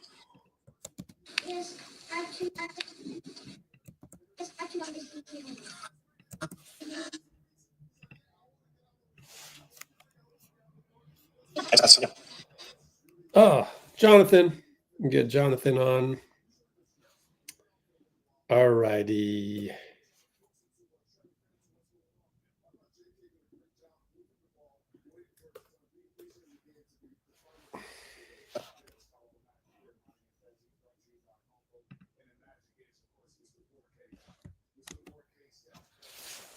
I would want to get into your mindset of, you know, you had that. Sorry about that. Jonathan, I would want to get into your mindset of, you know, you had that dunk where you almost like double pumped, you finish it, and you come back down the court and you're smiling. What was going through your mind at that point? I think that's the moment I realized I was out there with the crew, and everything was just going the right way. Yeah. JK, you know, you settled in pretty good. Coach said he felt like you played well out there. How did it feel to kind of be off that long and then be able to kind of just get right back into the flow of things tonight? I don't know. I think a lot of people didn't see it, but I kind of struggled a little first minute. And I think in the second half, they kind of played me a little longer than I was supposed to, so I was kind of tired. But, you know, I've been out for a couple months, and I've just been watching how everything's been going and how they've been playing. And obviously, I spoke to Steve a couple of times about how they've been playing, how things going well for everyone. And I just been sitting and watching film and learning how I'm feeling when I come back. And I feel like that's what kind of helped me to just go out there and just have fun. And obviously, you got Draymond, you got everybody supporting me, telling me just be you, play the way you know how to play, and just do your thing. So I think that's kind of helped me to just go out there and I don't know, and help us win. How difficult was this ankle injury to just recover from? I never got hurt the way I did. And I didn't know what it was until our staff told me that it's something that was going to take a little longer than usual. And, you know, a lot of people didn't know what it was, but we knew it was just a simple ankle, but it just took longer than the usual ankle because it was pretty bad. But here I am. Steve said he thought your last two scrimmages that it looked like you were kind of getting your pop back. I mean, did you feel maybe not like yourself in the lead up and maybe start to feel a little bit more like yourself the last few scrimmages? I didn't really feel like myself, you know, but just obviously having some of our G League players here for the last couple scrimmages, you know, they kind of helped me. Just playing with them, just being out there, you know, and thank you to our coaches that was helping me to go through this process, you know. But those last two scrimmages kind of gave me a good confirmation of knowing I'm ready to go out there and play. And, there wasn't no pressure coming from any other staff. It was just they asked me to tell them how I feel, and I felt like I was very close to be ready, and I just decided to tell them I was ready to come back and to let me come back and play. Different roster construction, different rotations since the last time you played. Just what did you notice about maybe differences in spacing, playing with Jimmy that stuck out to you tonight? I think the game kind of just slowed down more.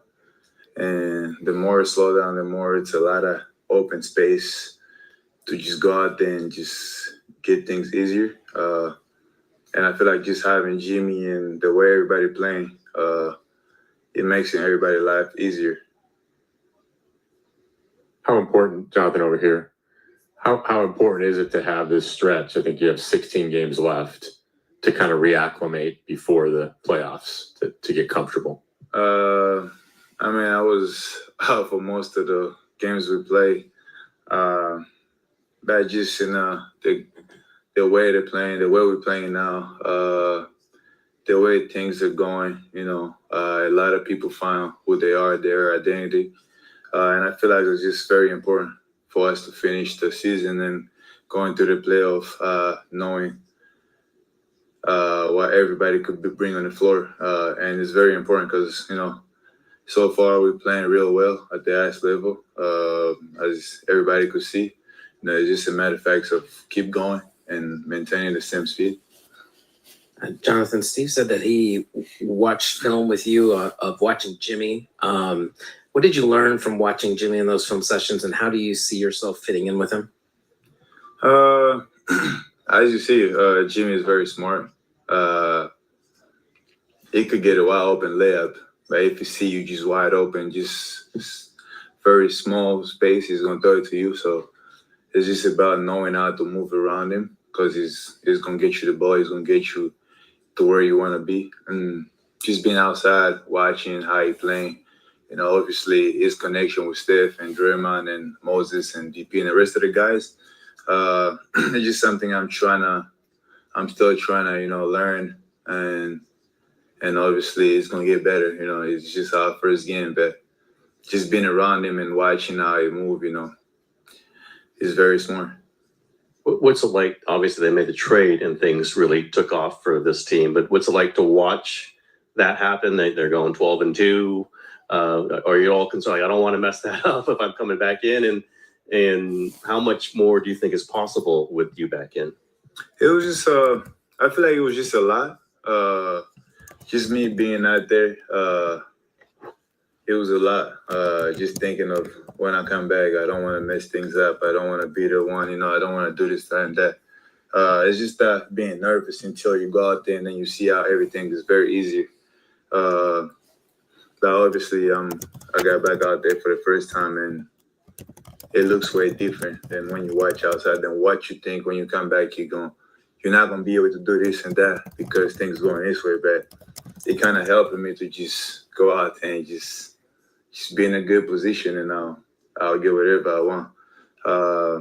And it's even easier. It makes my life easier. But I feel like so far everything has been going well, and that's the reason why we've been winning a lot.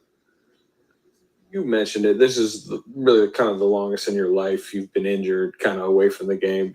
Did you learn anything about yourself, or what do you take from that long absence away? Just taking everything serious. When you're outside for that long, you realize how important the game is. It's not like I didn't. But just the more you're out there, the more you're watching, the more you're seeing your teammates having fun out there, just makes you want to come back, And I just kept learning about myself, kept learning about how to be a professional, and just little things like that. You said that things were easier for you out there. Tonight, you looked as if things hadn't really changed. You were attacking the basket the same way. You were playing defense on the ball the same way. What was specifically easier for you out on the court tonight? Just pretty much getting where I needed to get to make things happen. Not just based on scoring, just opening up for the rest of the guys and just being in the right situation, being in the right position to make everything smooth. And I feel like just having those guys out there and the way they're playing and the way they're making things look easier, it kind of helped me to just go out there and be myself, and not rushing. Because, a lot of people, not just a lot of people, just the nature of basketball, when you come back, you're always going to try to rush and do extra things. And the way things are settled out there, you don't really need to rush, Just got to be in the right position and everything will go the way you want it to go. I realize this isn't very important. I'm just curious why the headband. You didn't wear that before, right? In life, you always got to try new things. I cut my hair.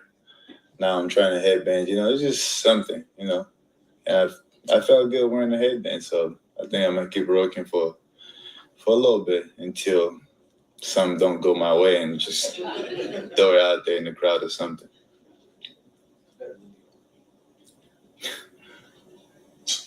That's it. Thank you. All right.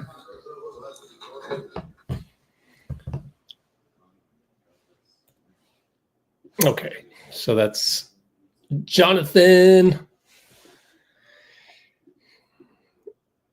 That was a good one. Let's see.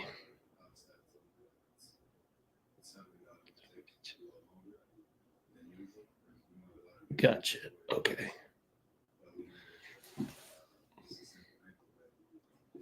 Send that over. Okay, let's look at what's on Discord.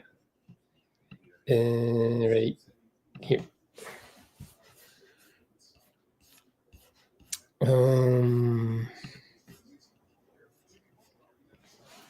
Make sure it's on live. Okay, probably get Steph. Still working on my Steve Kerr video in the back. So keep on working on that.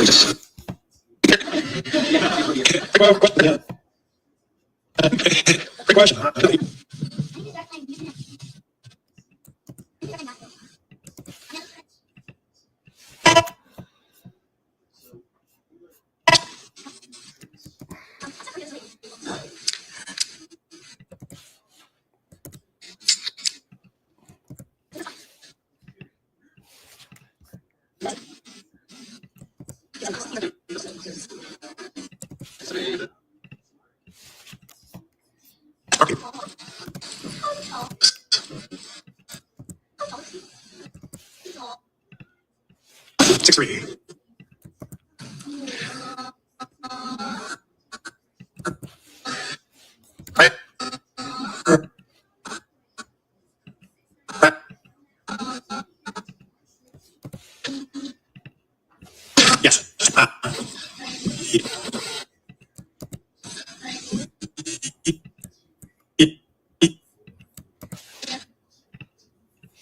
Yes.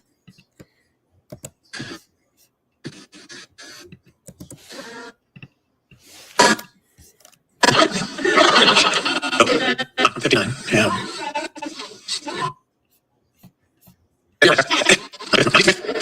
59. Yeah. 59. I'm 59. I'm 59. Yeah. Yeah.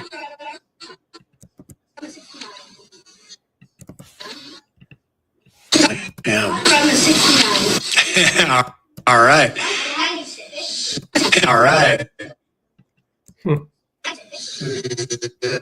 Guess they were asking Steve how old he was and all that, and kind of went sideways.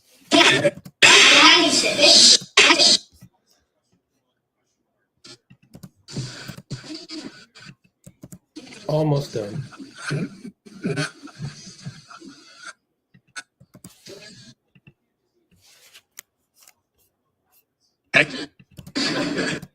Me. Yeah.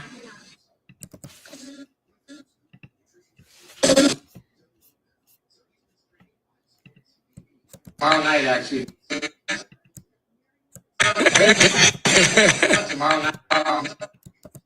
Tomorrow night actually needs 2 3-point.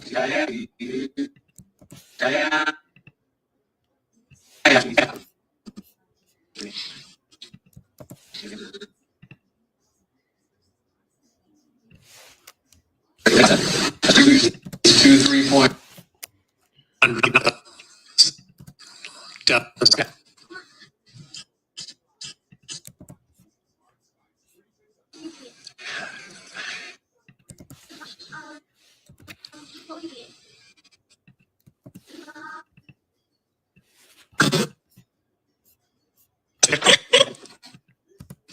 So be thankful he's a coward.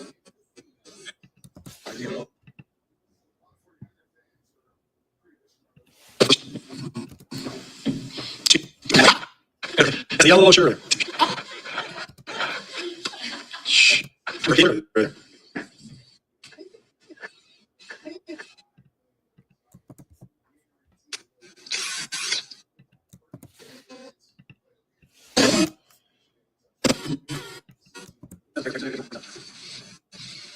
People hopping on right now must be like, what's going on? I'm just editing the audio in the background. 7.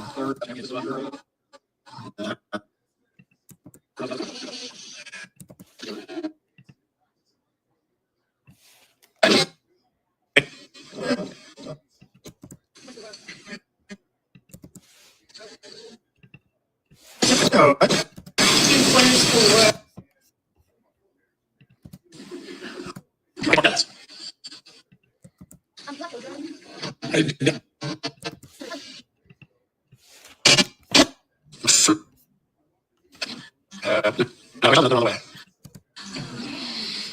Yeah.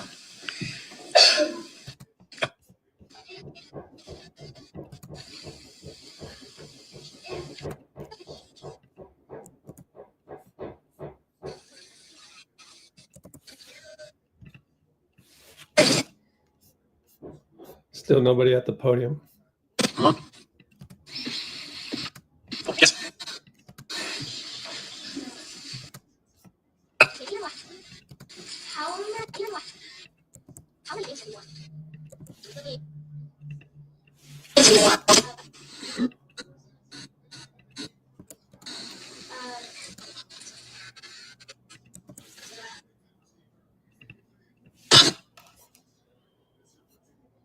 Almost done.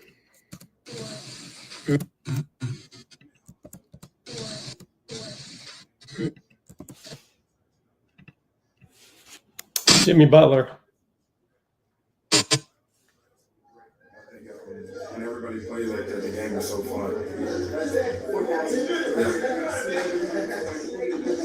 Not podium. You know, you're talking about one of the greatest ever played this game, big time competitor, big time winner at that. 4,000 is a lot of buckets, let alone a lot of threes. I'm sure you probably already been asked Kuminga, your comments, just kind of thinking how he was. Actually, I haven't been asked because she was the first one here. So I love it. I love that my man came out there and was aggressive, putting the ball in the basket, high energy, jumping out the gym and dunking a basketball.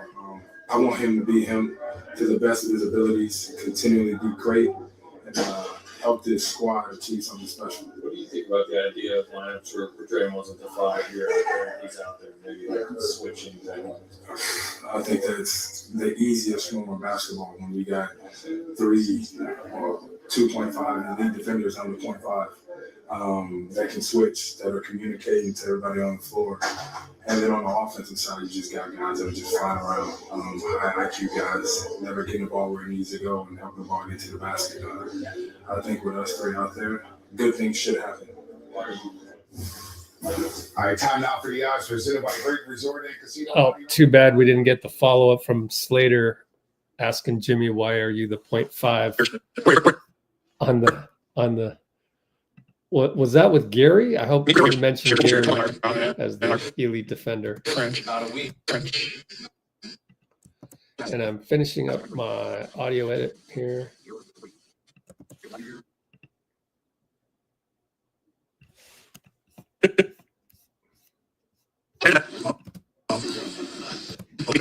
The people involved. Okay.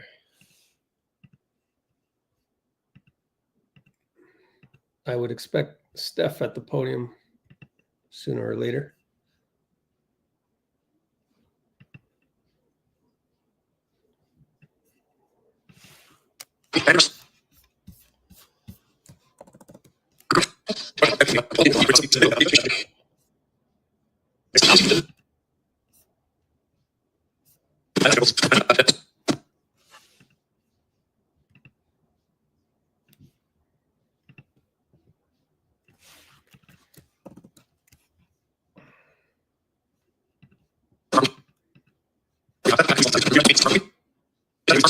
All right, so now I can finally cut that video.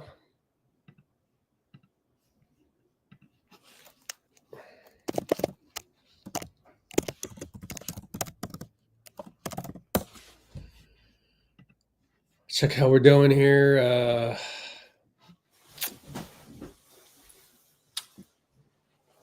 What's going on here? Oh, here's some more Jimmy.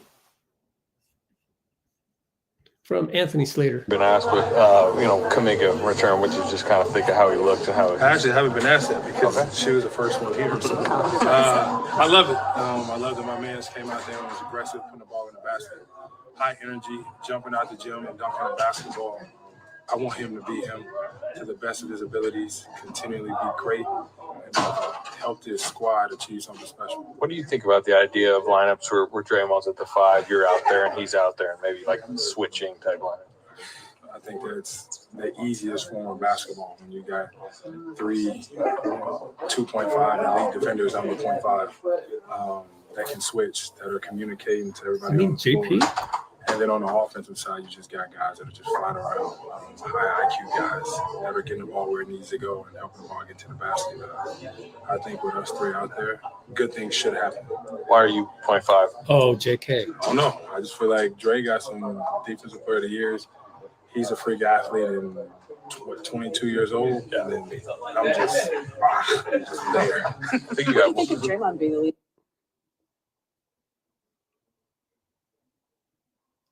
Who cut him off? Well, I think I know who that is. I'm not sure though. Let me see.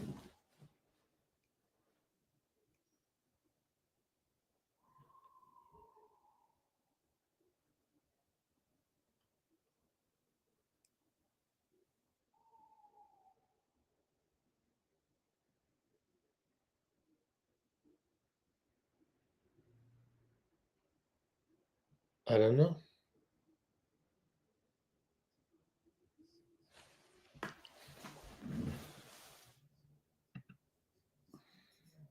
Been asked with, Kuminga return, which is just kind of think of how he. Been asked with, Kuminga return, which is just kind of think of how he looked. Within Discord, I can't fast forward. Been asked with, Kuminga. But what I can do is go here.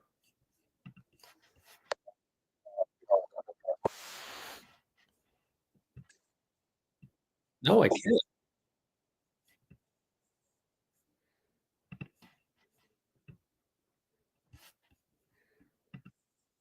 Nope. You can go to the tweet.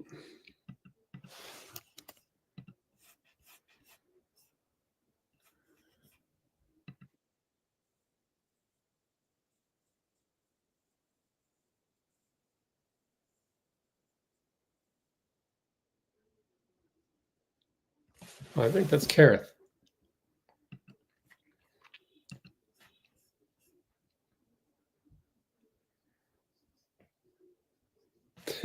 Sorry about that, Mel's. Yeah, I was just doing some editing. Yeah, glad 4K's out of the way. Let me see how my edit is going. Oh, yay, it's done. I can throw it into here, and I can work on Kaminga.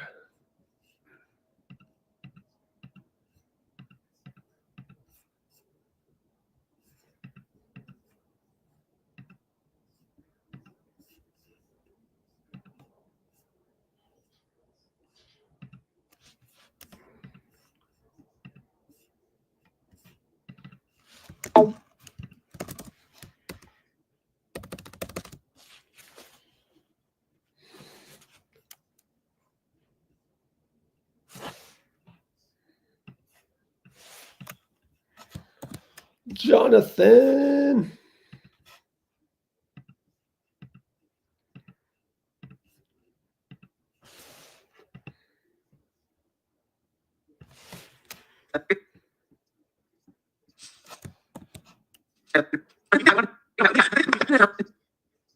Jonathan?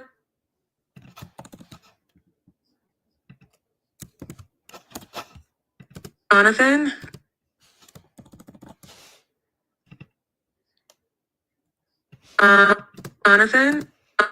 Sorry, I'm trying to cue this up perfectly, but it's not working. It'll just have to be Jonathan.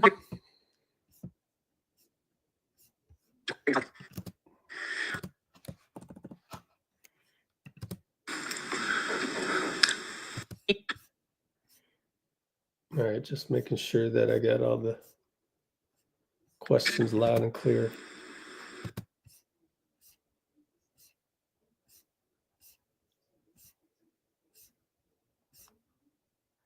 No one takes this much care into the post-game interviews.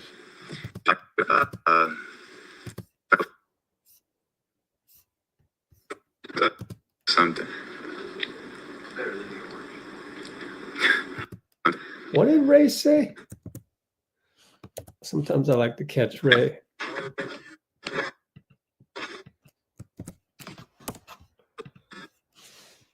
Hold on, I gotta crop this real quick.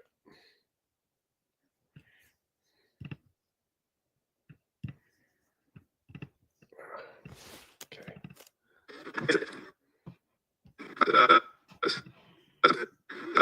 In the crowd or something.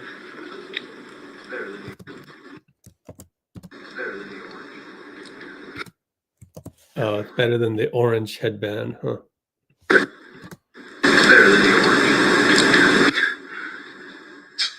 That's it? That's it. JK?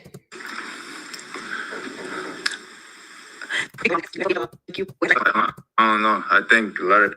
Okay. I miss JK on the podium, man. I miss him. All right.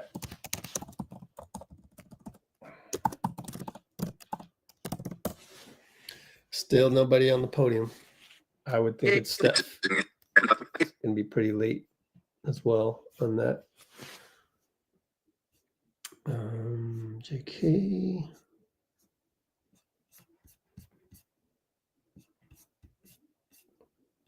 Or Jimmy? Nobody else got Jimmy? Only Slater.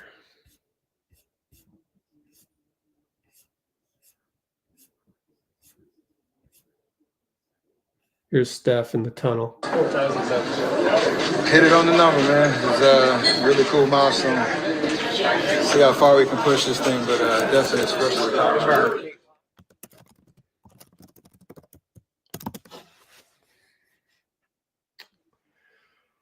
Lost my doggone screen again.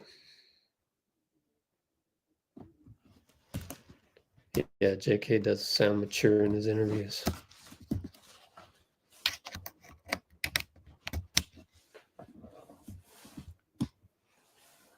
This is absolutely ridiculous.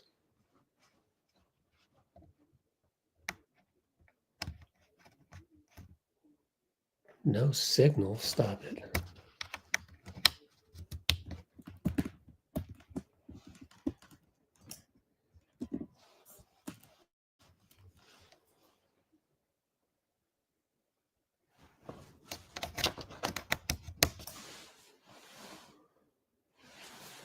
And I'll just go on battery power. Not try to short it out. This thing sucks. I need to talk to Zbeck customer service for this.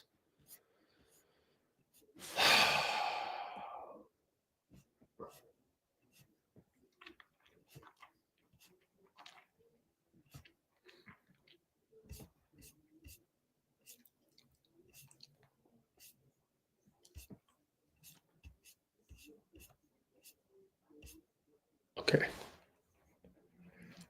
I guess we'll get stuff eventually.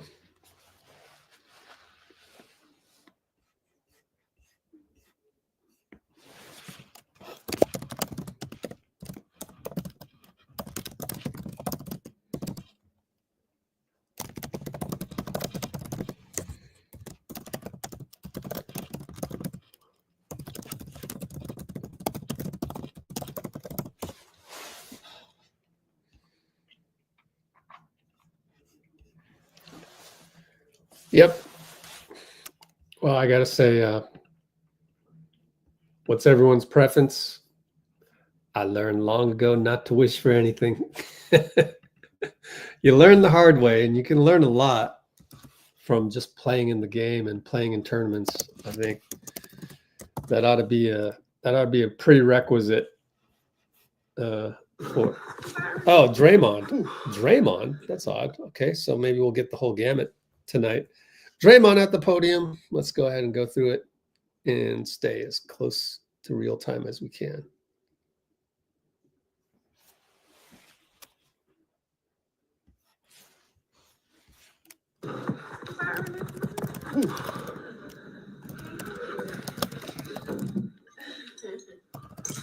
Obviously, Steph has had many milestones. Everything he does is a milestone. But this moment, first of all, was there a little anxiety to try to get him that 4,000th? And what was like when it happened? You see that last turnover I had in the second quarter? A lot of anxiety. That was a terrible pass. Yeah, I think we all kind of wanted that for him. You wanted that to happen. There was a point in the game where we all were just trying to make it happen. But, you know, to see him cross that milestone that no one has ever crossed is very fitting. The way he changed the game, how important he made the three-point shot to the game of basketball. Happy it happened at home with the last one happening on the road. But overall, just couldn't have happened to a better person, you know, who's been a steward of this game, the way he's carried, you know, this franchise on his back. It's what he's done for the NBA, the league as a whole. So happy to be here to see it, be a small part of it, but more importantly, just witness greatness on a nightly basis. Draymond, since the addition of Jimmy Butler, many of the guys have specified when talking about you have been a connector for this team since the spark that you guys have been able to have. Now, since the addition also of Jimmy Butler, there's been a big question on what this means for JK and the time he gets and how he fits into that role. But he said a few minutes ago that you told him go out there and be himself, and it really helped him to settle in. What do you think about his game tonight, and how do you think he was able to kind of find that groove so fast after being off for so long?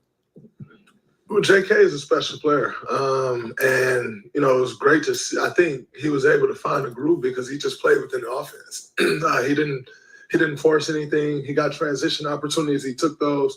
And he just put his head down and got downhill and made plays for himself and other guys. You know, I think I said it before. I didn't have any worry of him fitting in with Jimmy. Jimmy's a very smart player. JK is an extremely talented player. You give smart players talent, they usually figure out how to use it, you know. And so, but yeah, I did tell him. I also think he passed up a couple shots he should have took tonight. But it's okay. It's not the end of the world. But we just want to make sure that he understands that we need his aggressiveness. We need him getting downhill. It gives this team an even different look when he's getting downhill, you know. And then you got Jimmy that can get downhill. So usually one of them, I'm sure at some point or another, one of them guys are going to always be on the floor. And if you got two guys like that can put pressure on the rim the way they do, it opens up everything for everyone else. So it's no surprise that we hit, 22 threes tonight? It's no surprise because you got Jimmy and JK getting downhill and then they're kick-out threes, and so a lot easier to shoot when the ball is just swinging around the perimeter and you got to hit the three. It's much easier when it's an inside-out three. And so with those two guys getting downhill the way they did, it opens up shots for everyone else, and we were able to knock them down. You guys were in a groove prior to him coming back, but how necessary do you think he is, for the basketball that's coming, down the line? Very necessary because you need that athleticism, you need that force, the force that he plays with. You need that, and the game's going to get more and more physical as we get down the stretch and then on into the playoffs. And he can match that physicality. He can also get downhill and use people's physicality and pressure against them. And so it's huge, man. Like you said, we've been in a groove, but I don't think there's a soul in this building that thought just because we're in that groove, we don't need him back. We needed him back in a major way.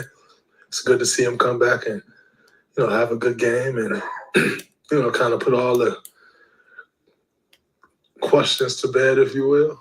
And, it's one game. Nobody's overreacting to it, but it is exactly what we thought. He come in and just play JK's game. Don't come in and try to fit in or, oh, man, I need to do this because this team is rolling. No one cares. Just come in and beat JK, get downhill, get to the rim.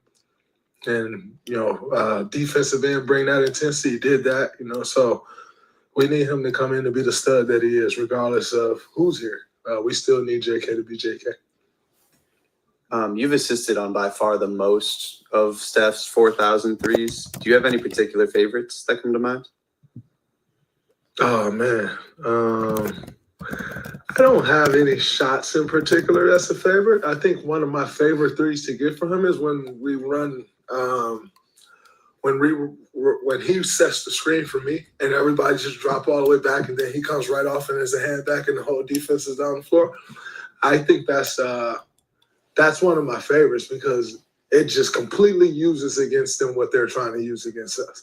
And it's always like it's just an eye contact. Like I look at him, he look, and then he comes flying off, And so I think that's always, that one is usually the most fun for me, for sure. Draymond, this 4,000 milestone has been coming for a while, but just a few weeks ago, you guys were in 10th place, 11th place. How nice is it to have this celebratory moment when things are going so well? It's huge. If you're losing, it just kind of puts a damper on everything. And Steph doesn't deserve that. Like I said before, with just what he's been to this organization, what he's been to this league, he don't deserve to be losing it and have that moment. And so, it's great that it comes not only in a win, but also we're winning, and the vibe around his team is a lot better, the way it should be.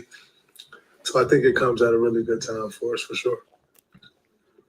Draymond, Steve ties Al Attles tonight for the most wins for head coach in franchise history. Just how would you characterize the imprint that he's made these last 10, 11 years on this organization? Oh, man, changed everything.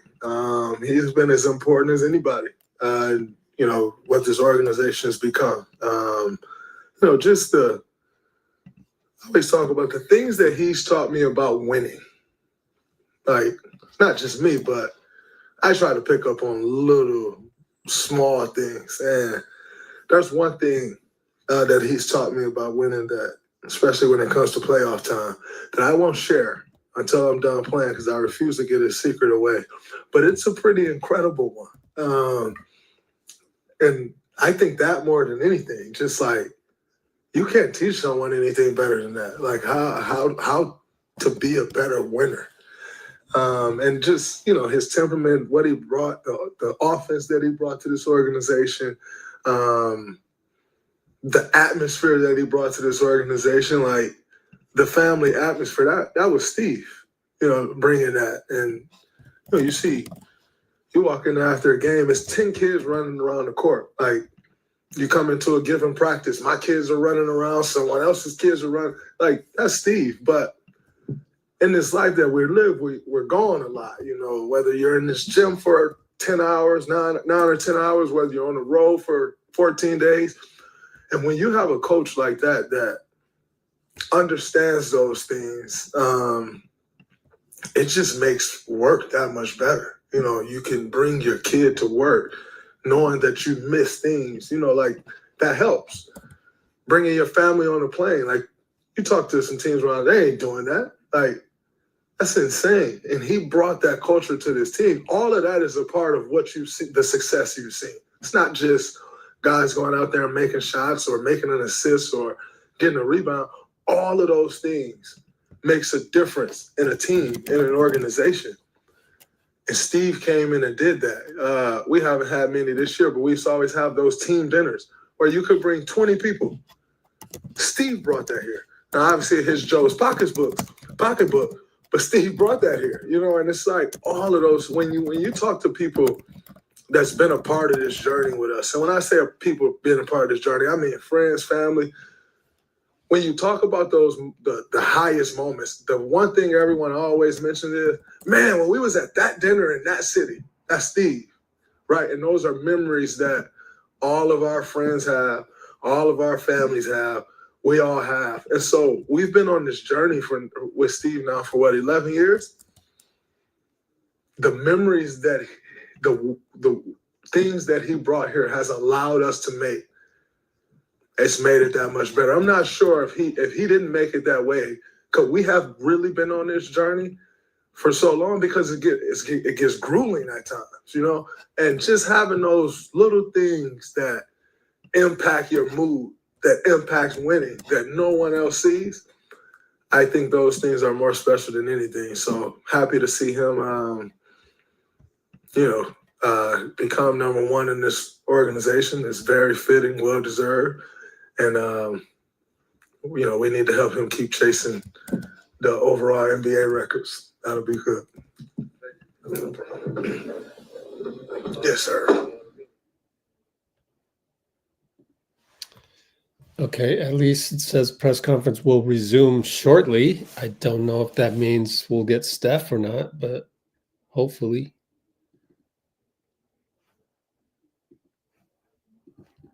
And as I say that, I am working on the Jonathan video.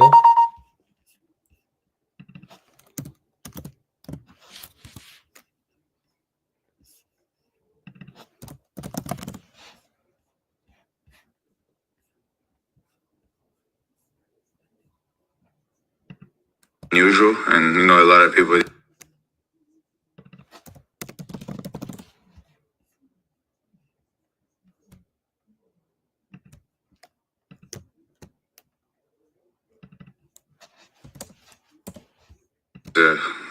Just a simple ankle bet. All right. Yeah, I'm doing some editing in the back.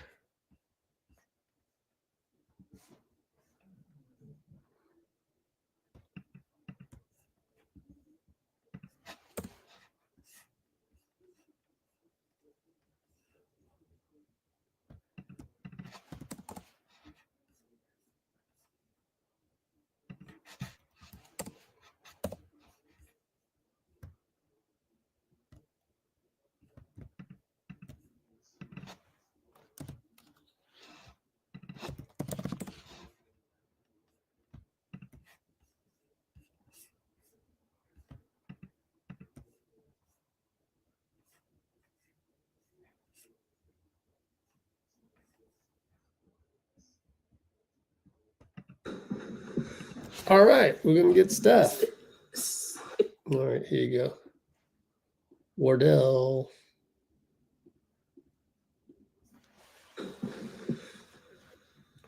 Oops, sorry. Start that over. Okay, here's Steph.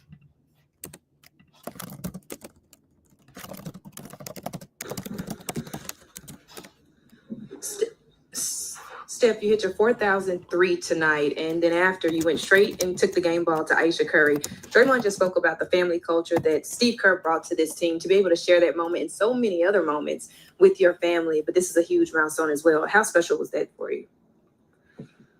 Yeah, she wasn't in New York for the record in 2974, so it was cool that for the 4,000, she was here she got the responsibility of making sure the ball gets home. And but just the idea that, like you said, we've been all together for a very long time.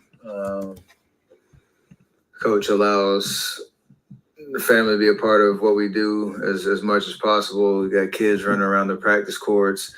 I realized when we started this, we were all youngins in the league, and he's seen our families grow one by one over the years. So it's kind of cool that we get to all share the on-court and the off-court experience together. It looked like your teammates maybe were a little anxious trying to get you that 4,000. Did you feel any of that? And how much did that contribute to maybe that 14-2 Kings run to close that?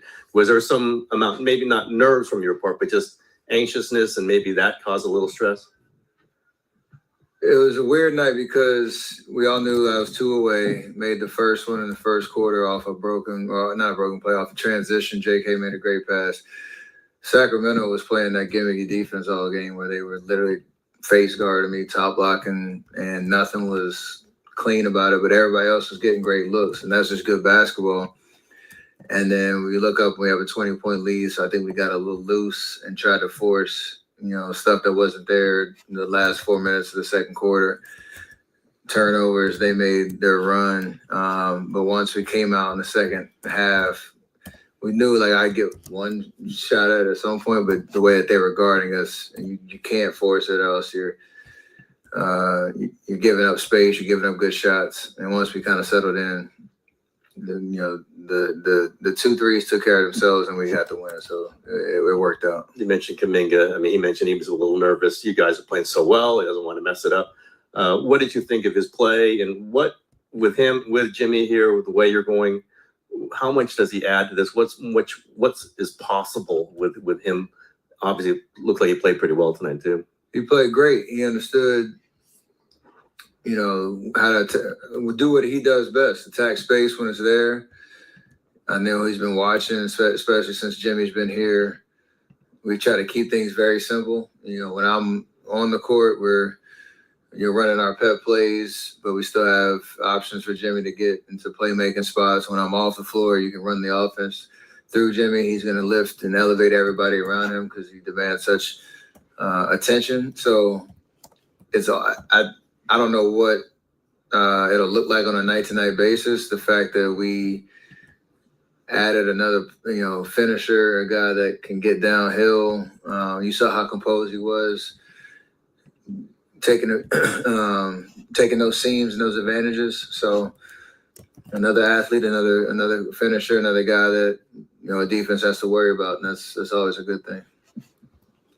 Congrats, Steph. Big milestone tonight. Just curious, do you celebrate at all? Do you hit the golf course tomorrow or anything like that? No, we got practice. And my birthday tomorrow, so I'll enjoy some time with the family. Come in, get our work in. Play golf early in the week, so that was the birthday round, and then a nice little shot of gentleman's cut tonight. That's about it. Hi, Steph. Congrats on 4,000, and also happy early birthday. You've been pretty open about your faith throughout your career.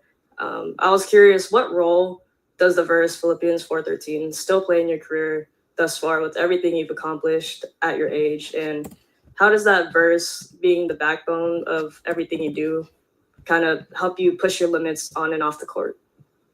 It gives me purpose. It gives me, it grounds me because as much as basketball is a big part of my life and what I've dedicated my life to, it allows me, like I said, to stay grounded. This isn't real life in that respect, and you have to find kind of the through line of why, one, where your strength comes from, and two, why you're, in this position and what you can do with those blessings. So it always just continues to ground me and gives me a sense of purpose and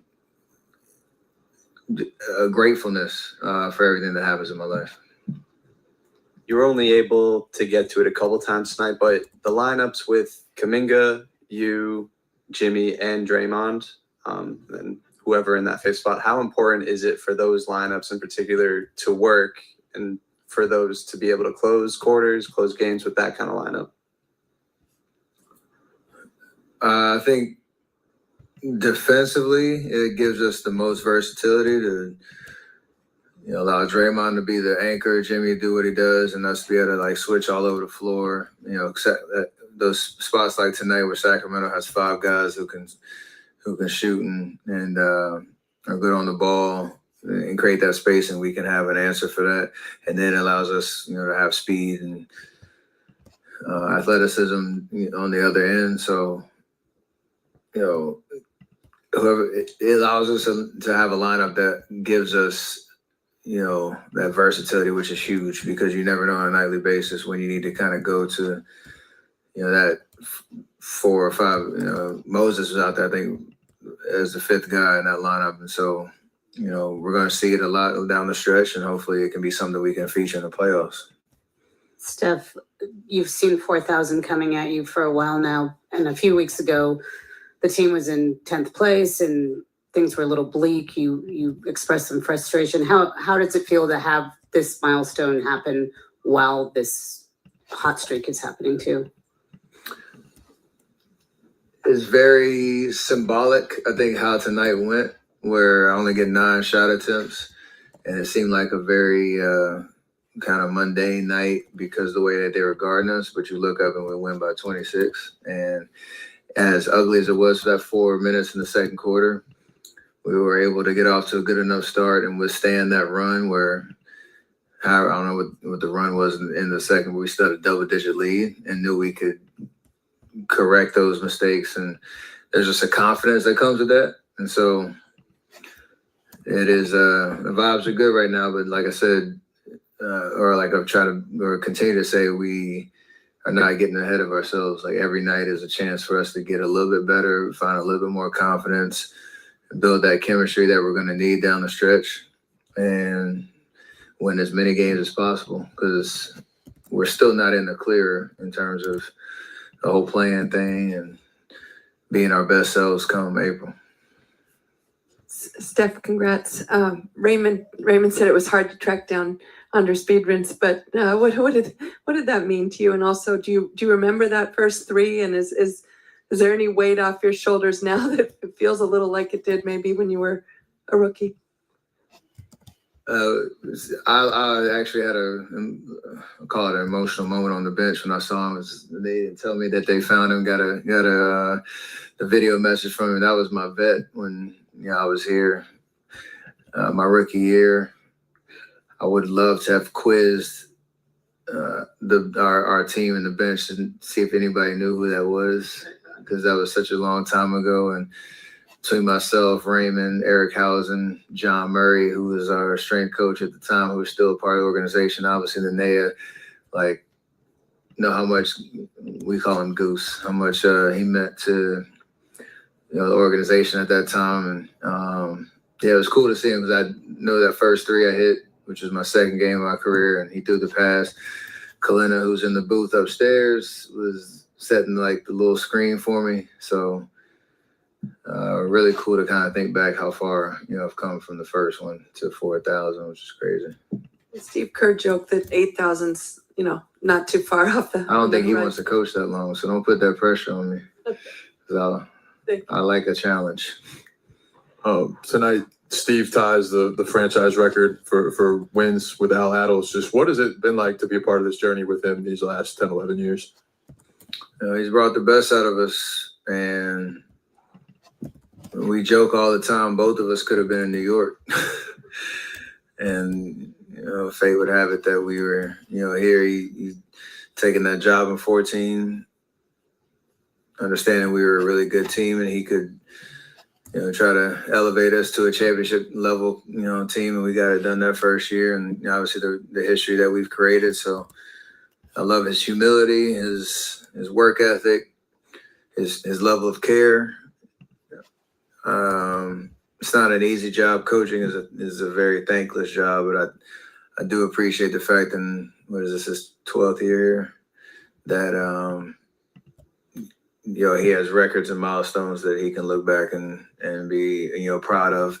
I'm sure for him, he thanks everybody on his staff and everybody that, has committed to his style of coaching. And, again, it's brought the best out of all of us. So it's been a hell of a ride. Stephen, you hit your 2000 in New Orleans back in 2017. So what was it like, to be at home in the Chase Center, and hitting that second one to get that 4,000 one in front of the fans, who sound like 18,000 Lions, in here? I compare it more to like New York in 22, or 21, sorry, when Madison Square Garden was an unbelievable environment to break the record, having Ray and Reggie there. And if you had a second place for not being able to do it at home, that would have been it was a great pick. To have a clean milestone in 4K, that's obviously never been done before, but to have that moment in front of your fans like that was special. I could feel the energy and the buzz from the beginning of the game after I made my first three, even the second one I shot and missed. Like, it was an adrenaline rush, and they were with me every moment of the game tonight. And when that second one went in, I knew there's a lot of game left, so I try to not get too ahead of myself, but it was a special moment to feel that energy and allow them to enjoy that, milestone and accomplishment with me. Great. Thank you. Appreciate that. Thank you.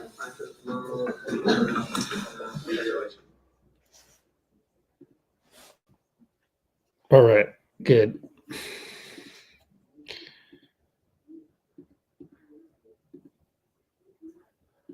So I got some work to do right now, and we crossed 4 hours. So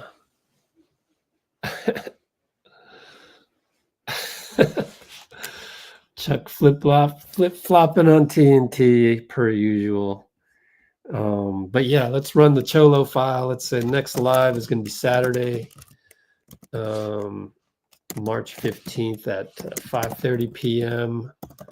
Knicks at Warriors, and we'll call it a night as I go work on the rest of the videos. As I said in the comments, I got to drive to LA tomorrow, so I got some long hours ahead of me coming up right here, so got to call it a night on the live stream, and then I'll be going live from Los Angeles Saturday. Crazy. I gotta drive back at night.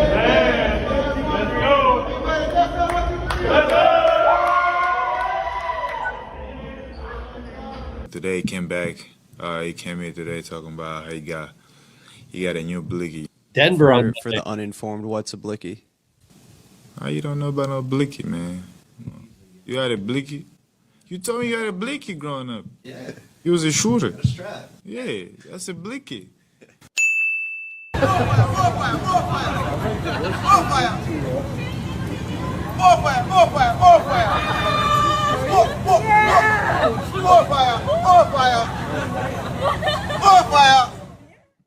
And Brate, as I said in the last screenshot, to myself.